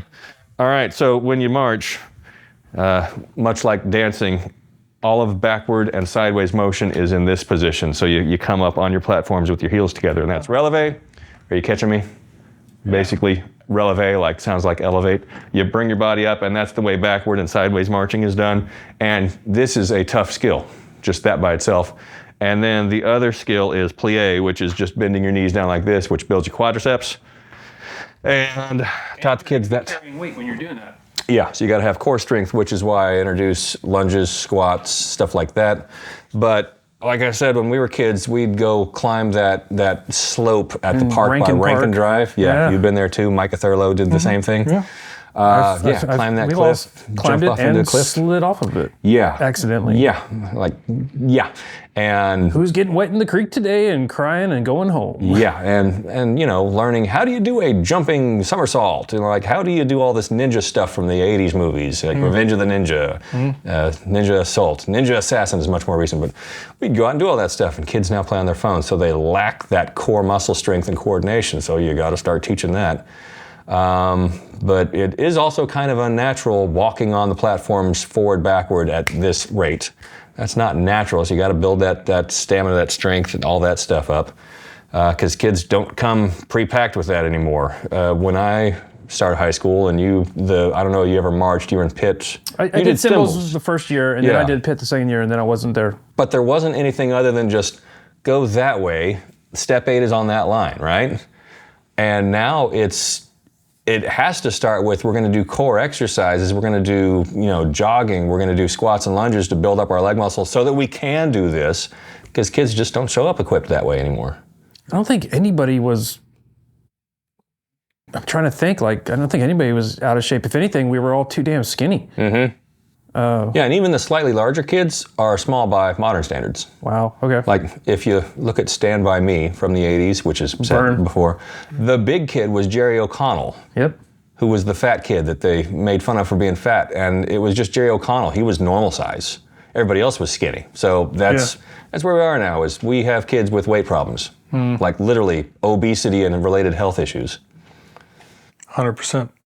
So we should throw phones away and ban social media 100%. I'm there. And any tech company with any kind of social media, we should throw them in a big pile and light it on fire. Fire. I like to burn things. So you're in a similar position to what Youngblood was when we were there. Yeah. Do you have like a June cadence camp, summer camp? Like, hey, we're going to learn how to do all this stuff. So when school rolls around, it's we know what the hell's going on. Basic skills, introduction to the show. There'll be a little bit of touching on cadences. Nobody else in the world marches to cadences. That doesn't exist anywhere else. Come on, dude. What the hell? Only LD Bell did that. Come on, dude. What the hell? And I've introduced it here and there since then, but nobody else operates on the schedule that Bell was moving at the time, where we showed up ready to work and just learned drill that week. Nobody else is there. Like, we have to spend the time teaching the notes instead of the kids showing up ready.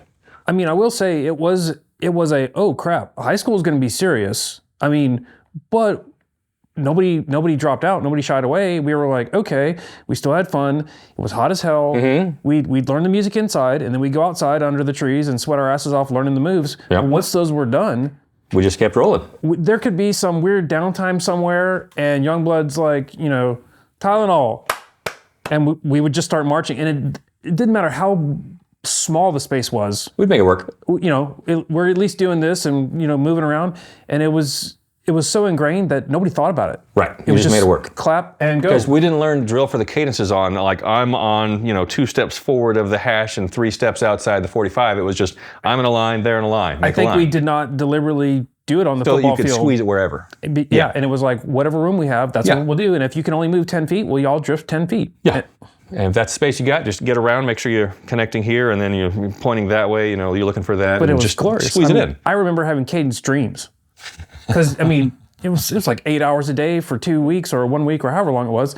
It was just like, that's what you did. And it was like, okay. And you're going, wow. So a friend of mine who teaches in Mansfield that was next to me at the Cowboys drum line, and he marched drum corps for like 18 years. And then was on the North Texas drum line for like 20 years. I'm exaggerating. But he's got, 40 years of marching in his subconscious. And we were on the quad line at the Dallas Cowboys. And the Cowboys gig was interesting in that we'd all be at football game Friday night till crazy. And then we'd all get up in the morning Saturday to go to band contest and be there till crazy. And then at 7 a.m. we're at Valley Ranch getting on a bus. And since Thursday, we've slept like 12 hours. 6 hours, 4 hours, depending, you never know. We're getting on a bus at Valley Ranch at 7 to go to the stadium because the bus has to be on the bottom level at Jerry World, which is built like 100 feet below ground. And so we get to the bus, we get to the stadium, it's 4 hours till kickoff. And we don't start performing till 2 hours before kickoff. And so we've just got downtime on, on subterranean level. And so we're underneath on this plastic grass, golf course, putting green grass, indoor, outdoor, and we're just laying around. A friend of mine falls asleep on his back every time, and his feet start doing this while he's sleeping. Like he's marking time in his sleep, because he's still in drum corps. He's still in college drumline. Like he literally wakes up and puts quads on, and we go back to drumming. And I don't think my feet did that. I don't watch myself when I'm sleeping very often. That's probably a sign of one of those things in the big book of diagnoses. But yeah, his feet do that because he marched so much. It just happens. I want to interrupt and go back a little bit. You were talking about electronics for high school marching. Oh, fine. I want to talk about drumline. Okay, go ahead. What's up? No, so the only thing that we had when we were at Bell, when we were in high school, was we had a DX7 Yamaha keyboard. That's what I played for jazz band. Mm-hmm. And I think every once in a while that made it out onto the field, maybe. I don't think so. I don't think we ever used synth in marching band. Not in my 2 years, well, no. You also had an electronic... We had an electronic xylophone or something like that. Yeah, there was a really early version of the mallet cat that you plugged into an amp, and it had the sounds inside. Yeah. Later versions, like 3 years later, were just MIDI controllers you had to run through a computer to your amplification. But this early version, you just plugged direct to the amp. It was spotty as far as working. No, it was not great. It was hit and miss. I think it was used on. We used it in concert band more than anything else. I played it in La Fiesta Mexicana because Joe wanted an upright bass sound. Right. Which it worked 50% of the time, and it was annoying, and I didn't like it because tech at the time was not reliable. So but nowadays, the synth probably got used in the percussion concerts. Maybe that. I know Labyrinth and Downwind. I can't remember who Downwind's by. Labyrinth is by Mike Myers, not that Mike Myers, not that Mike Myers. Music arranger Mike Myers, who lives in the area, not the. Yeah, baby, not that guy. If you saw Baby Driver, where they agree to wear Mike Myers masks and some of them show up looking like Austin Powers. Yeah. Whatever. That's awesome. Anyway, so we had that for the concert, but electronics really weren't happening outdoors, and electronics started happening like if you had a flute solo, a director would walk up with the long ranger from marching rehearsal and just play into that so you get a little more sound, and it didn't sound great. But since you're being judged on sound quality at band contests, especially UIL, where proper tone production's a thing, eventually people wanted better mics, better speakers, and it turned into great big rolling speaker stacks, and how good a mic can we use, what kind of wind guards do you need on these things. We have this huge hemispheric foam-lined wind guard now for solos. Well, mainly what I'm trying to do is I want to talk about so the Yamaha DX7 way back then was kind of like, oh, this is an old synthesizer now. It was back then. It was old. Yeah. Turns out now people love it. Well, because it was popular for a reason. Yeah. And it's a really good old synthesizer sound that only kind of the Yamaha DX7 had. Right. What are y'all using synthesizer-wise now? Is it mainly Nord? Is it Roland? I don't know. But Roland and Yamaha are still big names, but every program has got its own thing. Okay. If you call your music stores that handle high schools, which with Brooke Mays out of the picture now, it's different in every market, like around Fort Worth, West Texas, Tarpley Music. If you'll call your local stores and ask them, hey, what are popular with band directors, they'll be able to tell you because they're the ones selling them. Okay. Because schools can't just go to Guitar Center.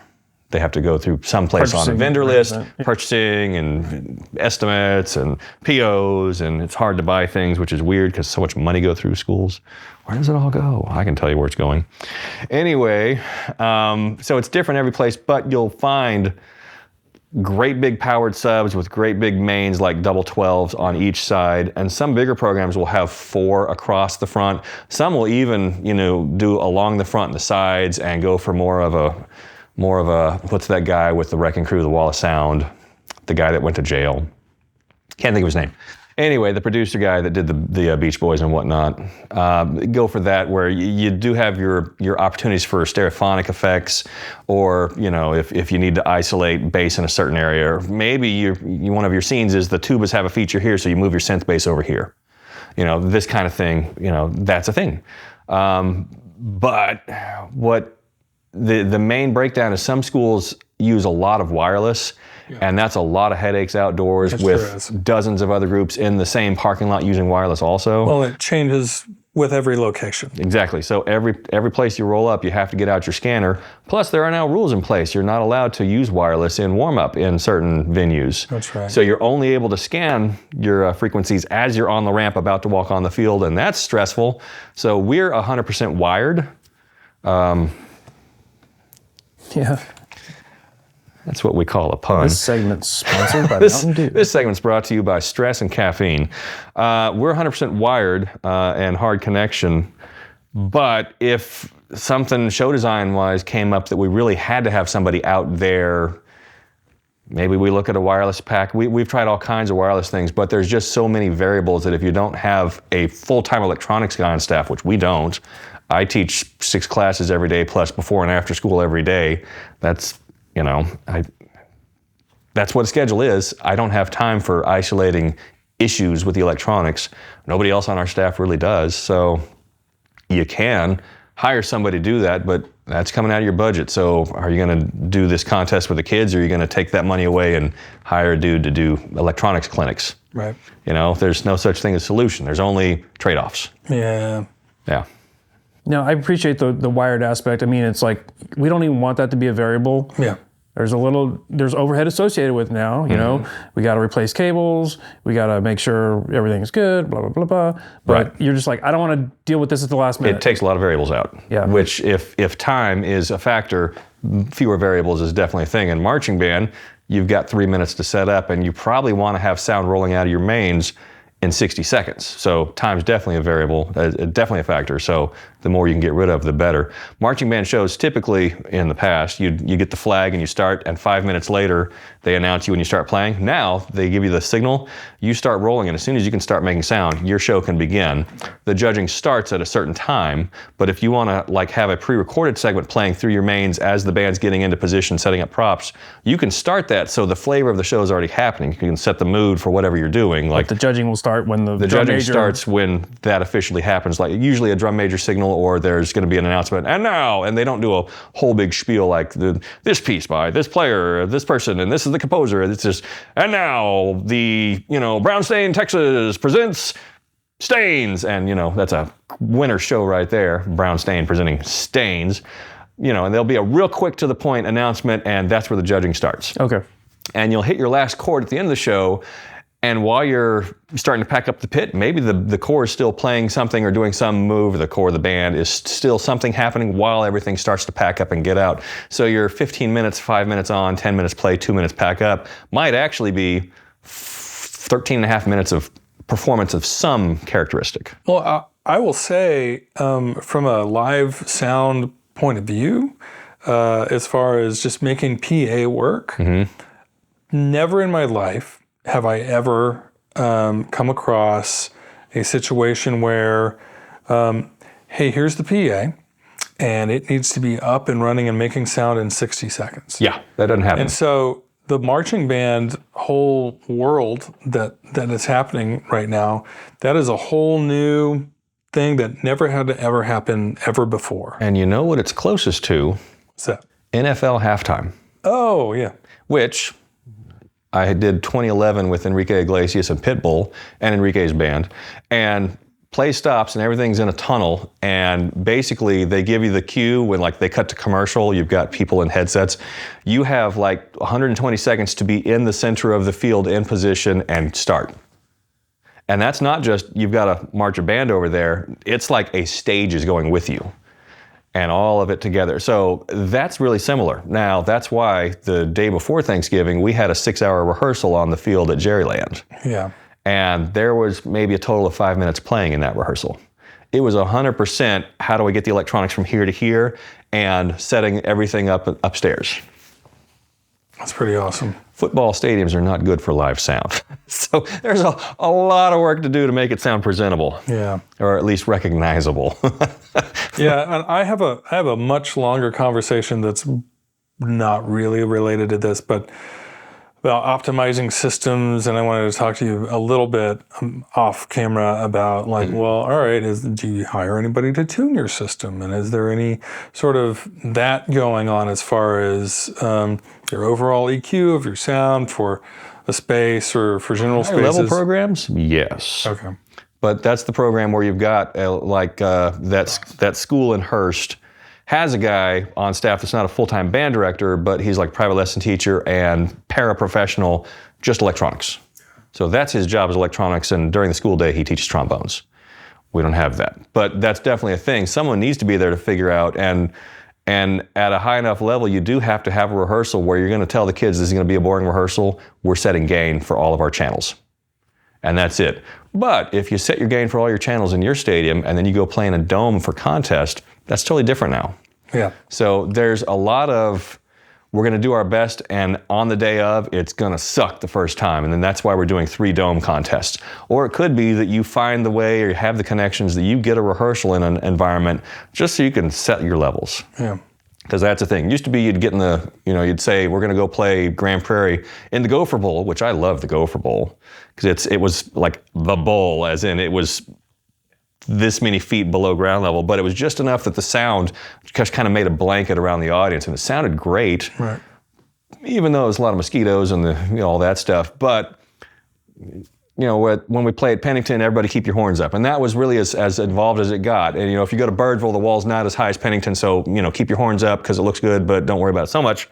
Everybody else, the seats start right at ground level, so point your horns horizontal, whatever, doesn't matter. But it looks better horns up. You still want that clean. But now, for what we're doing for indoor drumline, if we don't have rehearsals in a gym, we never really get a read on what our performance sounds like until we're on the floor at the show. So we've got a dance room where, mirror wall, and it's slightly higher ceiling, but it's about an eighth of a gymnasium, a full-size gymnasium. So we do our best to set levels in there. When we get to an actual gym, it's going to kind of be a surprise. Yeah. Yeah, indoors is always a crapshoot because of reflections. Yeah. So one of the things we do, since you mentioned, the backside of the keyboards, marimbas and vibes, since there's microphones underneath, we have hung towels completely across the backside, the player's side, to mask a little bit of the especially high frequencies from snares and quads. And if we really wanted to be fancy, get low, we'd also hang plexiglass behind the towel. A lot of programs just get extra stick bags and hang mallet bags all the way across the back of their keyboard to act as a baffle for the microphones, which does help, especially in an indoor situation. But even on the field, in an actual football performance, now you've got brass behind you, and so that sound's all going to bleed into your mics underneath the pit.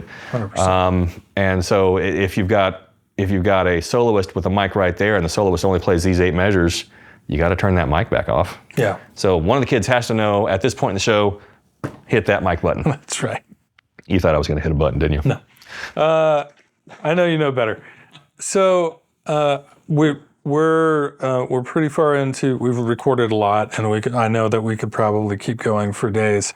But before you wrap it up, I noticed that you had brought some pretty cool little pictures to show. No, was that not for this? No, I just put a picture up. I have this in case something really needed to be shown. This is my percussion picture folder. Like here's Lois Lane playing a Kryptonite keyboard and killing Superman. Need me one of those. Yeah. Well, show the Dolly Parton thing again and talk about my those old drummers things. picture. Old drummers. All right, so starting with this dude. This dude played drums in the Revolutionary War. Mm-hmm. That's kind of awesome. Shows you how old cameras are. Yeah. I was at... which museum was it? Indianapolis, the Progressive Arts Society Museum and there is a snare drum there carried by the youngest soldier in the Civil War. Oh, man. The actual drum. And he enlisted, I think, when he was 8 years old by lying about his age. Good kid. 8 years old? 8 years old. That seems Well, I guess in my tell. head he had to be 18, but probably back then you had to be 10. You had to be big enough to carry a rifle. Oh, okay. And once you were big enough to carry a rifle, you carried a rifle. So the drummers in the Civil War and era around there, the drummers were all younger than rifle age, because if you're old enough to carry a rifle, by God, you're carrying a rifle. Yeah. You need to be putting lead down range, kid. So yeah, he enlisted I think at 8, and I've got a picture of that in one of my folders here somewhere.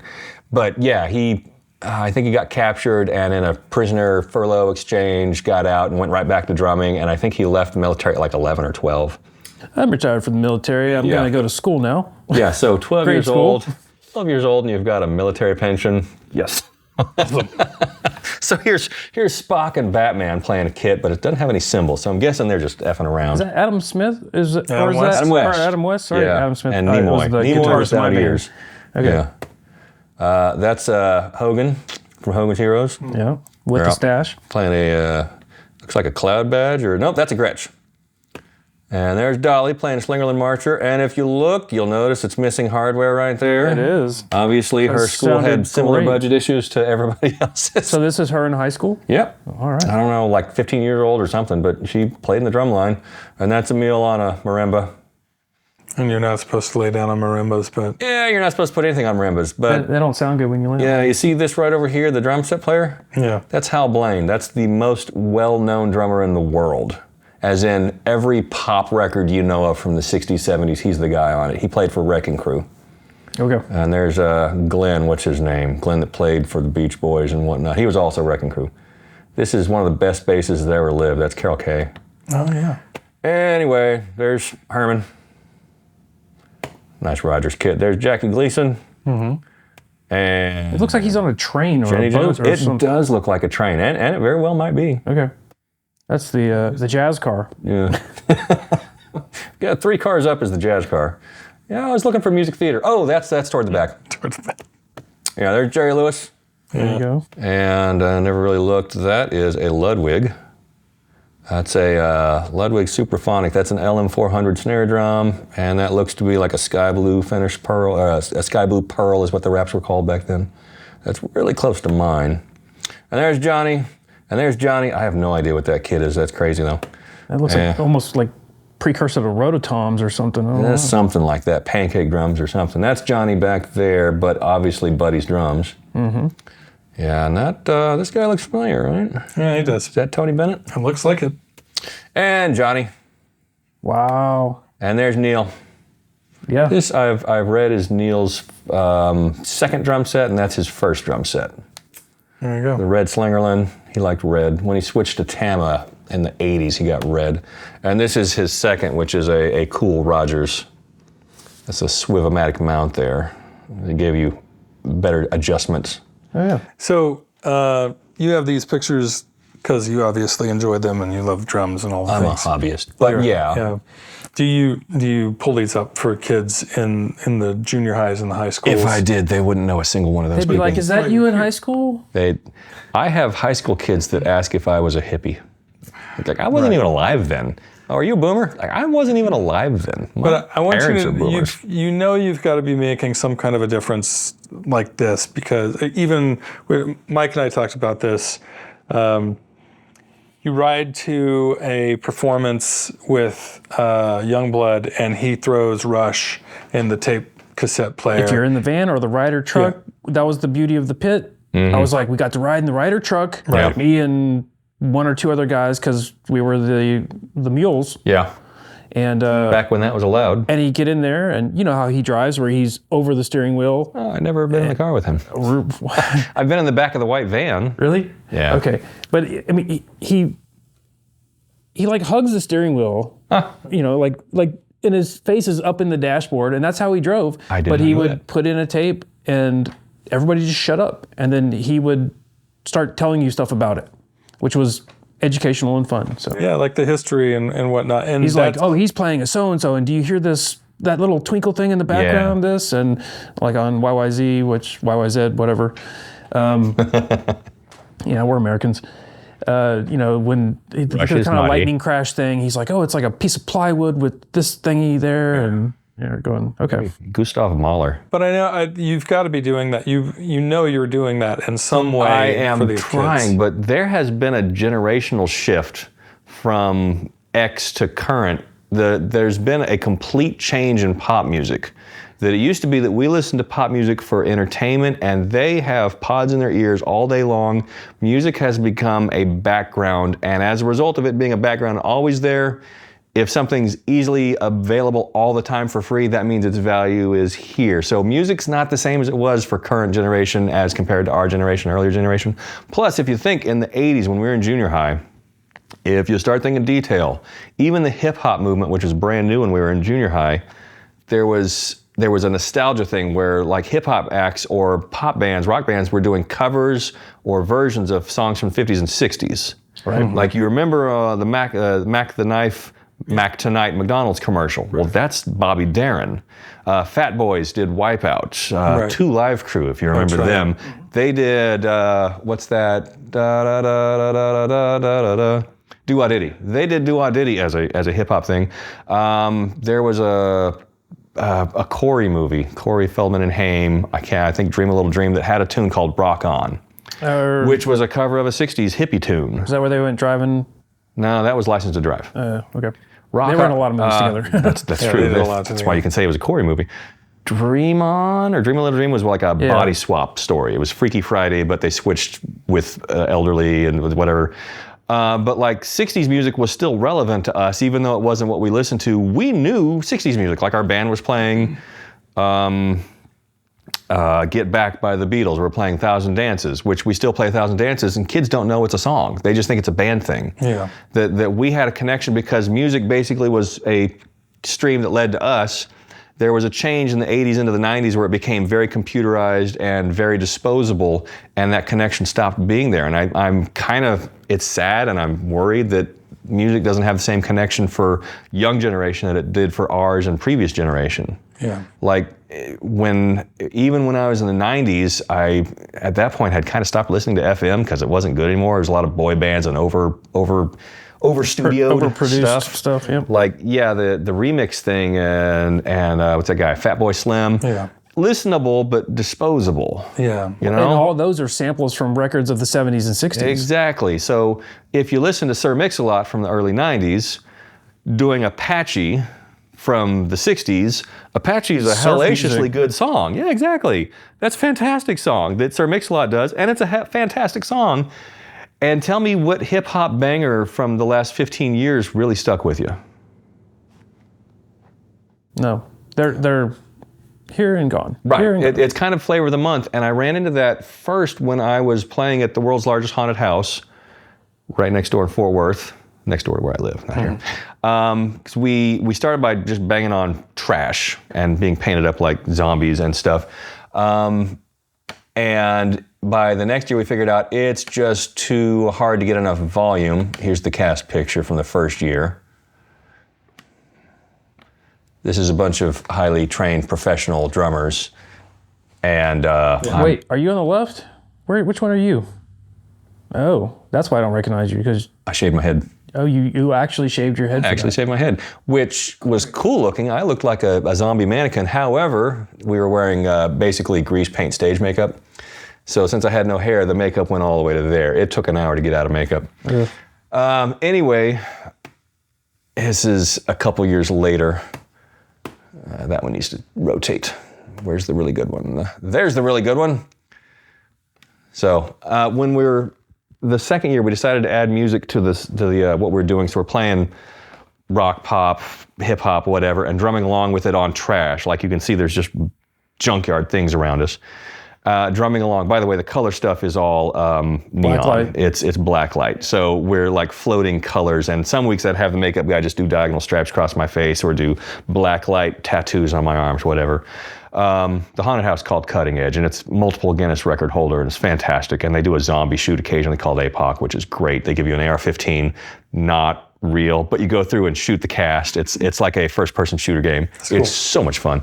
Anyway, putting together a soundtrack to play with, if you put in Beastie Boys, Sabotage, everybody knows that track, and it's 20 years old. Mm-hmm. If you put in anything past that, hip-hop-wise, some people will know it, and some people don't. And as I'm trying to put the soundtracks together, I did an hour and 20-minute blocks mixed together. Audacity is great. What a great software package for free.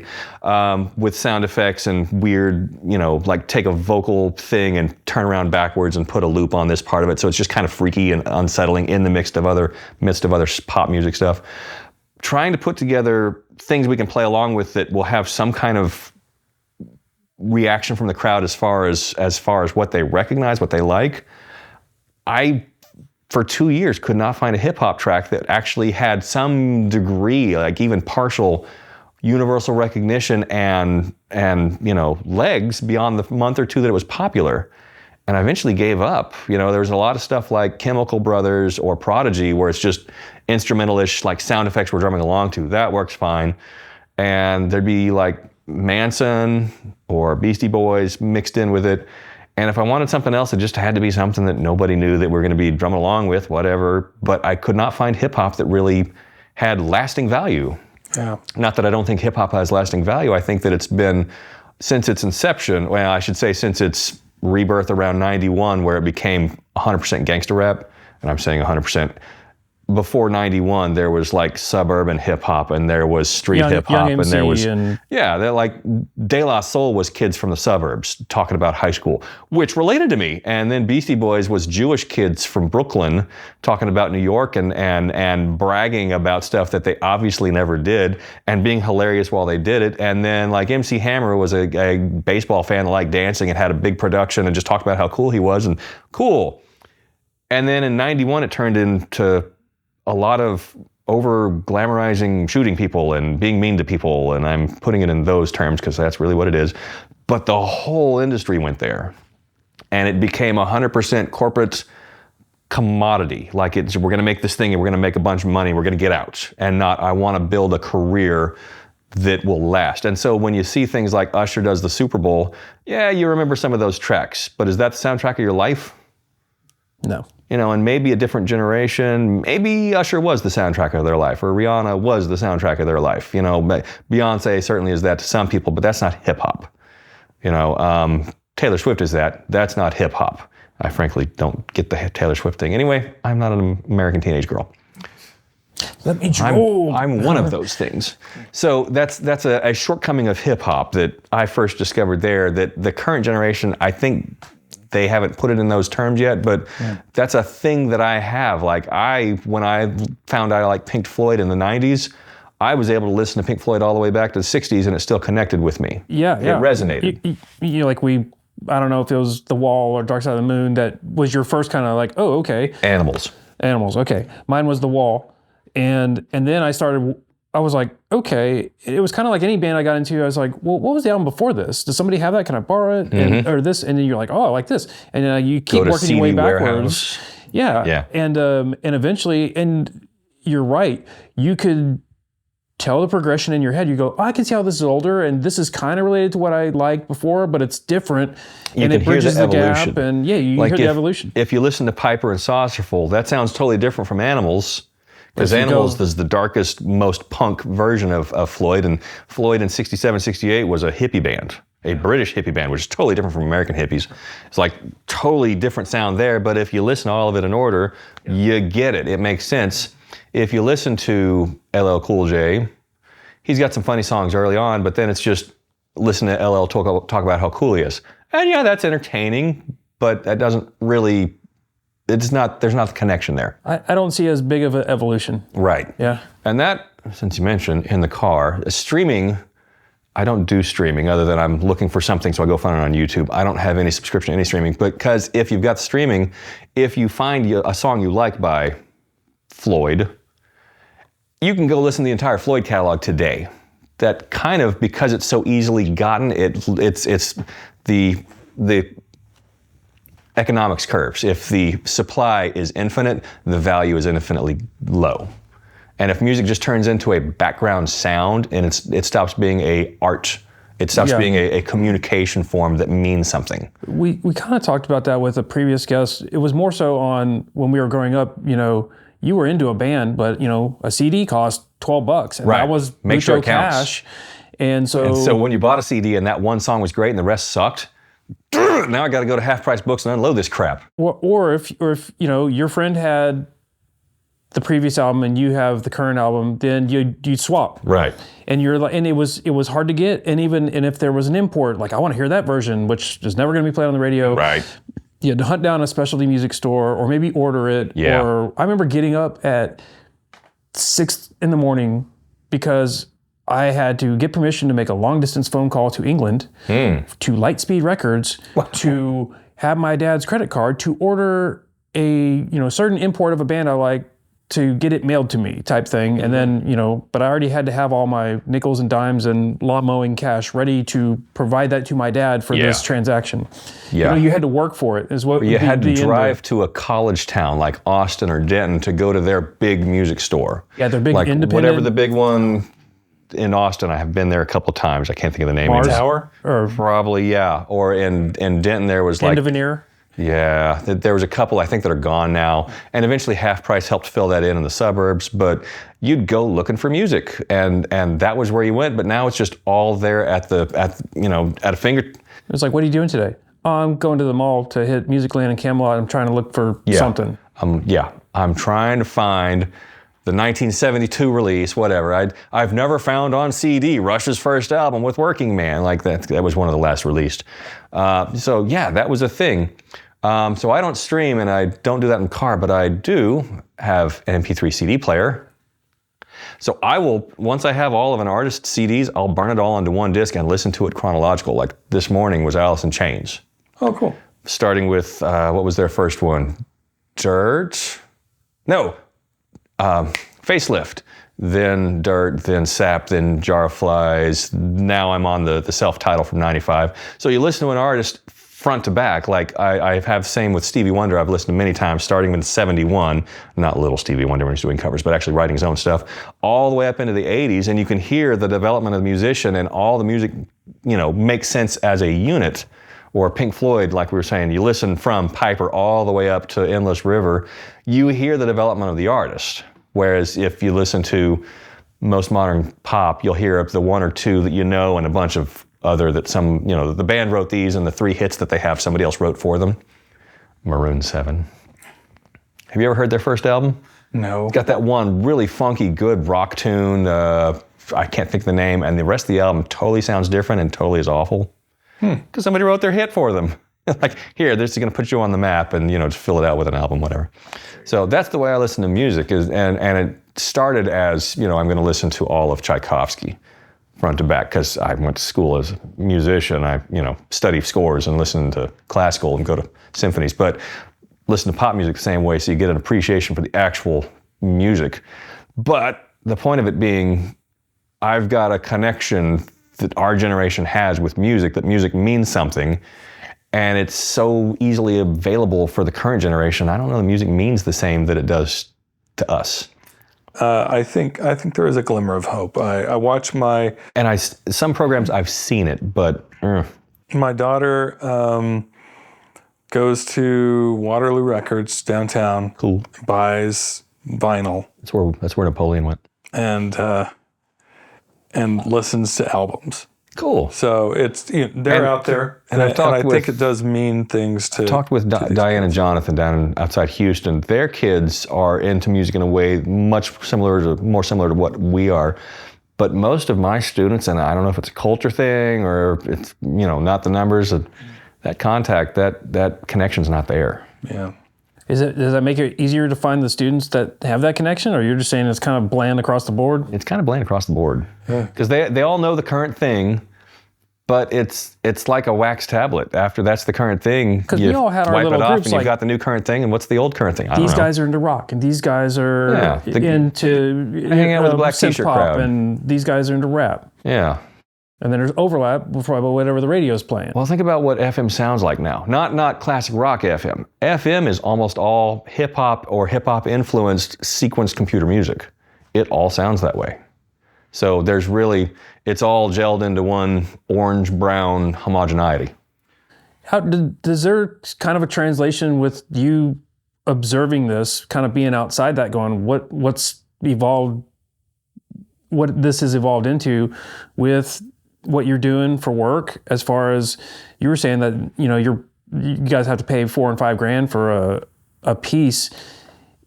Are those becoming a little homogenized, or are the people doing that? Oh, still God. coming from Marching band is so marching bandy. Yeah, it used to be you'd play some band tunes or some symphony tunes or marches. Now people compose music for marching band. Right. And it all really sounds the same.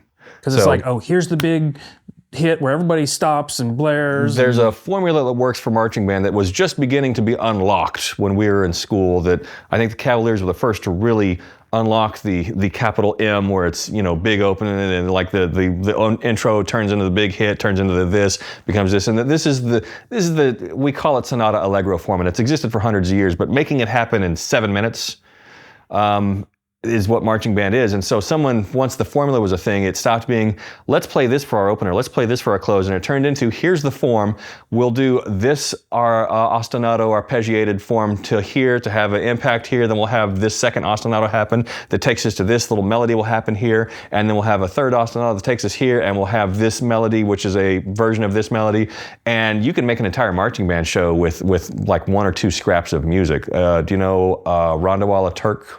I think it is by Dave Brubeck. I may know the piece, I don't know the name. Take 5 by Dave Brubeck. Sure. Everybody knows that. The very, very popular drum solo. Same album, which I think is called Time Out. There's a tune called Blue Rondawala Turk, I think is the title, which the point being the drummer had hung out with the Indian group, I forget who, and had started jamming in odd times, so they did an album. Anyway, Blue Devils in like 2, 3, 4, something like that, did their entire show with that theme. Like the entire show is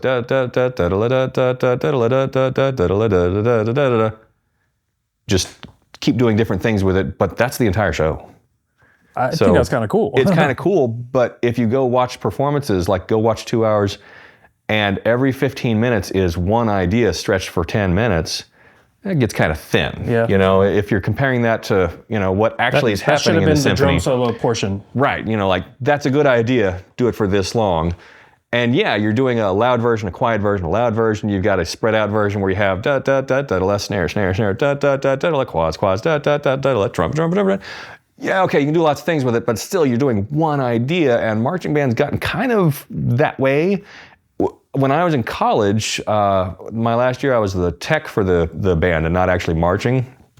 And myself, the drum majors, the other techs, the director, would joke about the next year marching band show not actually having any music. It would just be, we're going to do this sound effect, then have this chord, and then have this ostinato happen, and then have an impact, and then have the thing where everybody picks their own note and makes a space chord, and then we're going to run around. And we would, you know, joke about shows being that way, but that's because it was so close to reality. That yeah, you're paying $4 or $5 grand for a marching band show, but there might be this much music in it. Like other aspects of life, the parody has become reality. Yeah, almost. kind of. Yeah, the satire's too hard because reality's too close. I know we've really. It feels like we've just scratched the surface on a lot of subjects. Mm-hmm. Like we could do deep dives on any of these. I will say that I think we're running out of hard drive space and time on not exactly batteries, but the way I have things set up. Yeah. Are there things in your box of goodies that you still have not shown? No, I just brought the Waterphone and the one cool snare. Oh. If you have me back, come to my house. No, come to my house. We're here because the internet at my place is so bad. I'm not going to name the provider, but it's in and out. Right. I'll try to watch a YouTube video and it'll freeze, play, freeze, play, freeze. Let's put an ending on it, but then I have 2 more things that I want to ask, and if we run out, then we have an ending. Okay. Does that make sense? Yeah. Let's end on a high note. I'll let you go there. Well, we're thankful for you coming all the way down here and doing this stuff with us.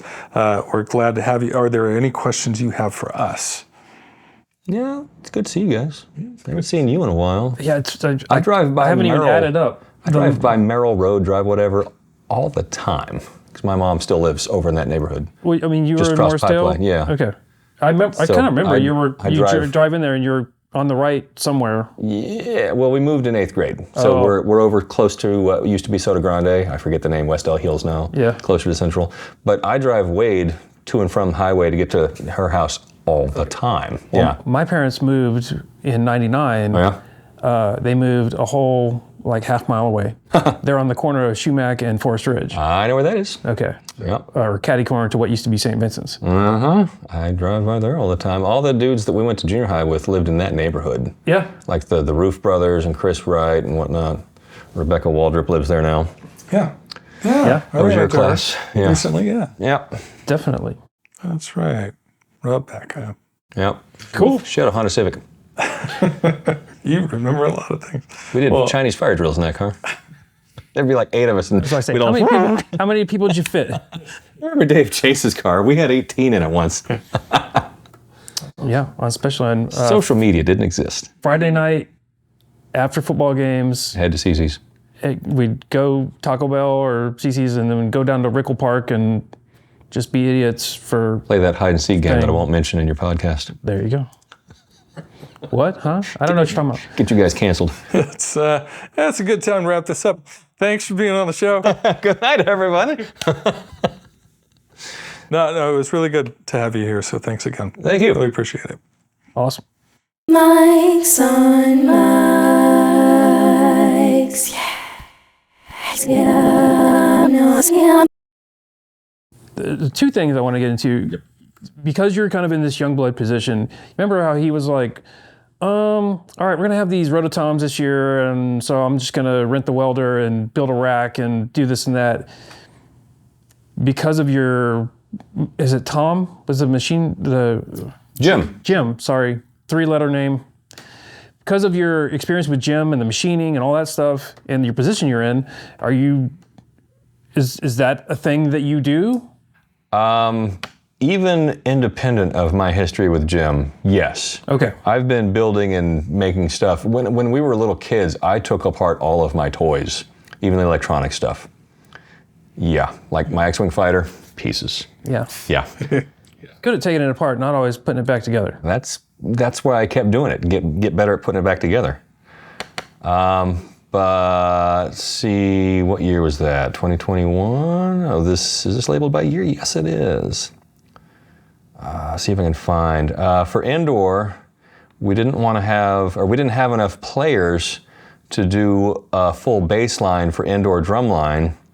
So me and the other dude got some 2x4 and casters, and I might have a picture here. We made rolling bass drum racks. Nice. So we can lay all 4 basses down. I might not be able to find it here. But we roll them into place. All 4 bass drums played by one person, like a big set of quads.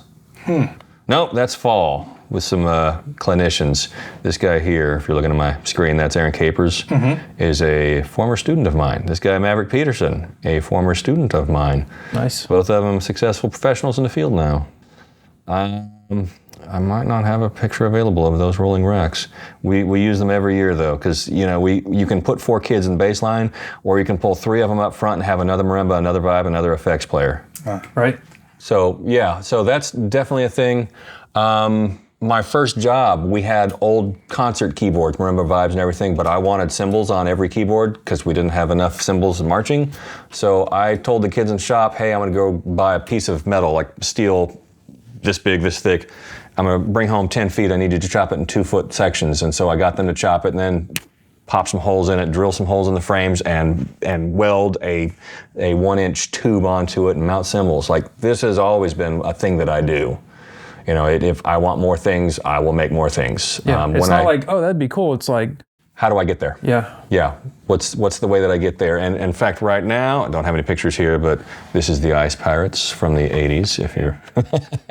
Angelica Houston. Robert Vaughn? Not Robert Vaughn. Robert Urich? Robert Urich. Yeah, Thank you. Michael... And, Ron Perlman. Yeah, Ron Perlman is the guy with the headband, and Mike, I can't think of his name. Can't think of his name. Anyway, I'm right now making a Rototom project that Thurlow and Garza kind of talked me into, because I'm dumb. I'm making a chromatic keyboard with Rototoms. Ooh, nice. I have 20 Rototoms. It's like, how many octaves? 20 Rototoms is an octave and a 1.5. fifth right now. So from F up to the next C. So I've got 20 rotos. I've got 3 extras I'm not using at the moment. I just have to build the frame. I've got casters for the first section. So that's a thing. That's what I do. Just waiting for someone with a little bit more wood shop space that can help me do some cutting. That's kind of the answer I was hoping for. Yeah, So. I definitely do that stuff. So yeah, having grown up in a machine shop and then worked in a repair and machine shop, and then several of my jobs, even in college, I was the percussion maintenance guy for a while. My schooling has always involved, I'll fix that for you. So like, oh, that doesn't work? Let me fix it. Okay. That's what I do. And then kind of my last thing was, you're here now, it's springtime. Where are you going professionally from here? What kind of ideas do you have brewing for next fall? Anything? Or is there something you haven't done yet, but it's always kind of been back there? No. No? Okay. It's a rest period? Hibernation? No, as far as gear, not really. As far as professionally, what I'm doing is I've never been totally happy with beginner percussion books. I'm writing my own because, especially older books, like Vic Firth is, of course, world famous as a drummer and stick maker and has his own books. His How to Play Snares book is really repetitive. It's like 8 measures. And yeah, you can learn to drum that way, but also you're learning to memorize patterns. And so my book is way more material for each new concept, completely pattern free. I literally am writing it not like you write music, but like writing it graphically, like put that pattern there and there and there and there and there. So it's spread randomly, irregularly, so that there's no pattern for you to memorize as a young student. So you're forced to keep your attention on what you're doing because modern literacy standards are so bad and because American schools are so different as far as teaching reading now. People don't show up their first day of band with actual literacy. They show up with, again, pattern recognition. They show up with sight memorization of shapes, which is what whole word or Dolch word reading is, if you're familiar with literacy methods. Whereas phonetic reading left to right is not what we do, and so the kids are not equipped for it, and so they're not ready to learn to read. So I'm writing a book more for what kids need, where you have to keep your attention on what you're doing, and not every couple seconds, So getting rid of patterns and getting rid of wandering attention, the way we read in English lit whatever classes. Rough times create innovation. Yeah. So I'm about 30 pages in on that. I'm expecting it's going to max out at like 40 pages, which if you do a page a week, there's your entire year. And if you're faster, maybe it'll be bigger than that. But also, I'm working on my slide thing. During the shutdown, when everybody was bored out of their mind and nobody had anything to do, I listed out percussion as relates to drumsticks, not hitting congas with your hands. The entire subject of drumming listed as axioms. Okay. So that's on my screen right now if you're looking at that. Not that this is ready for publication because we're officially finished and you're not broadcasting this part. Right. Yeah. Okay, so we're just hanging out. Yeah, so completely organized as axioms from most importance down with important corollaries and definitions accompanying. Mike's on my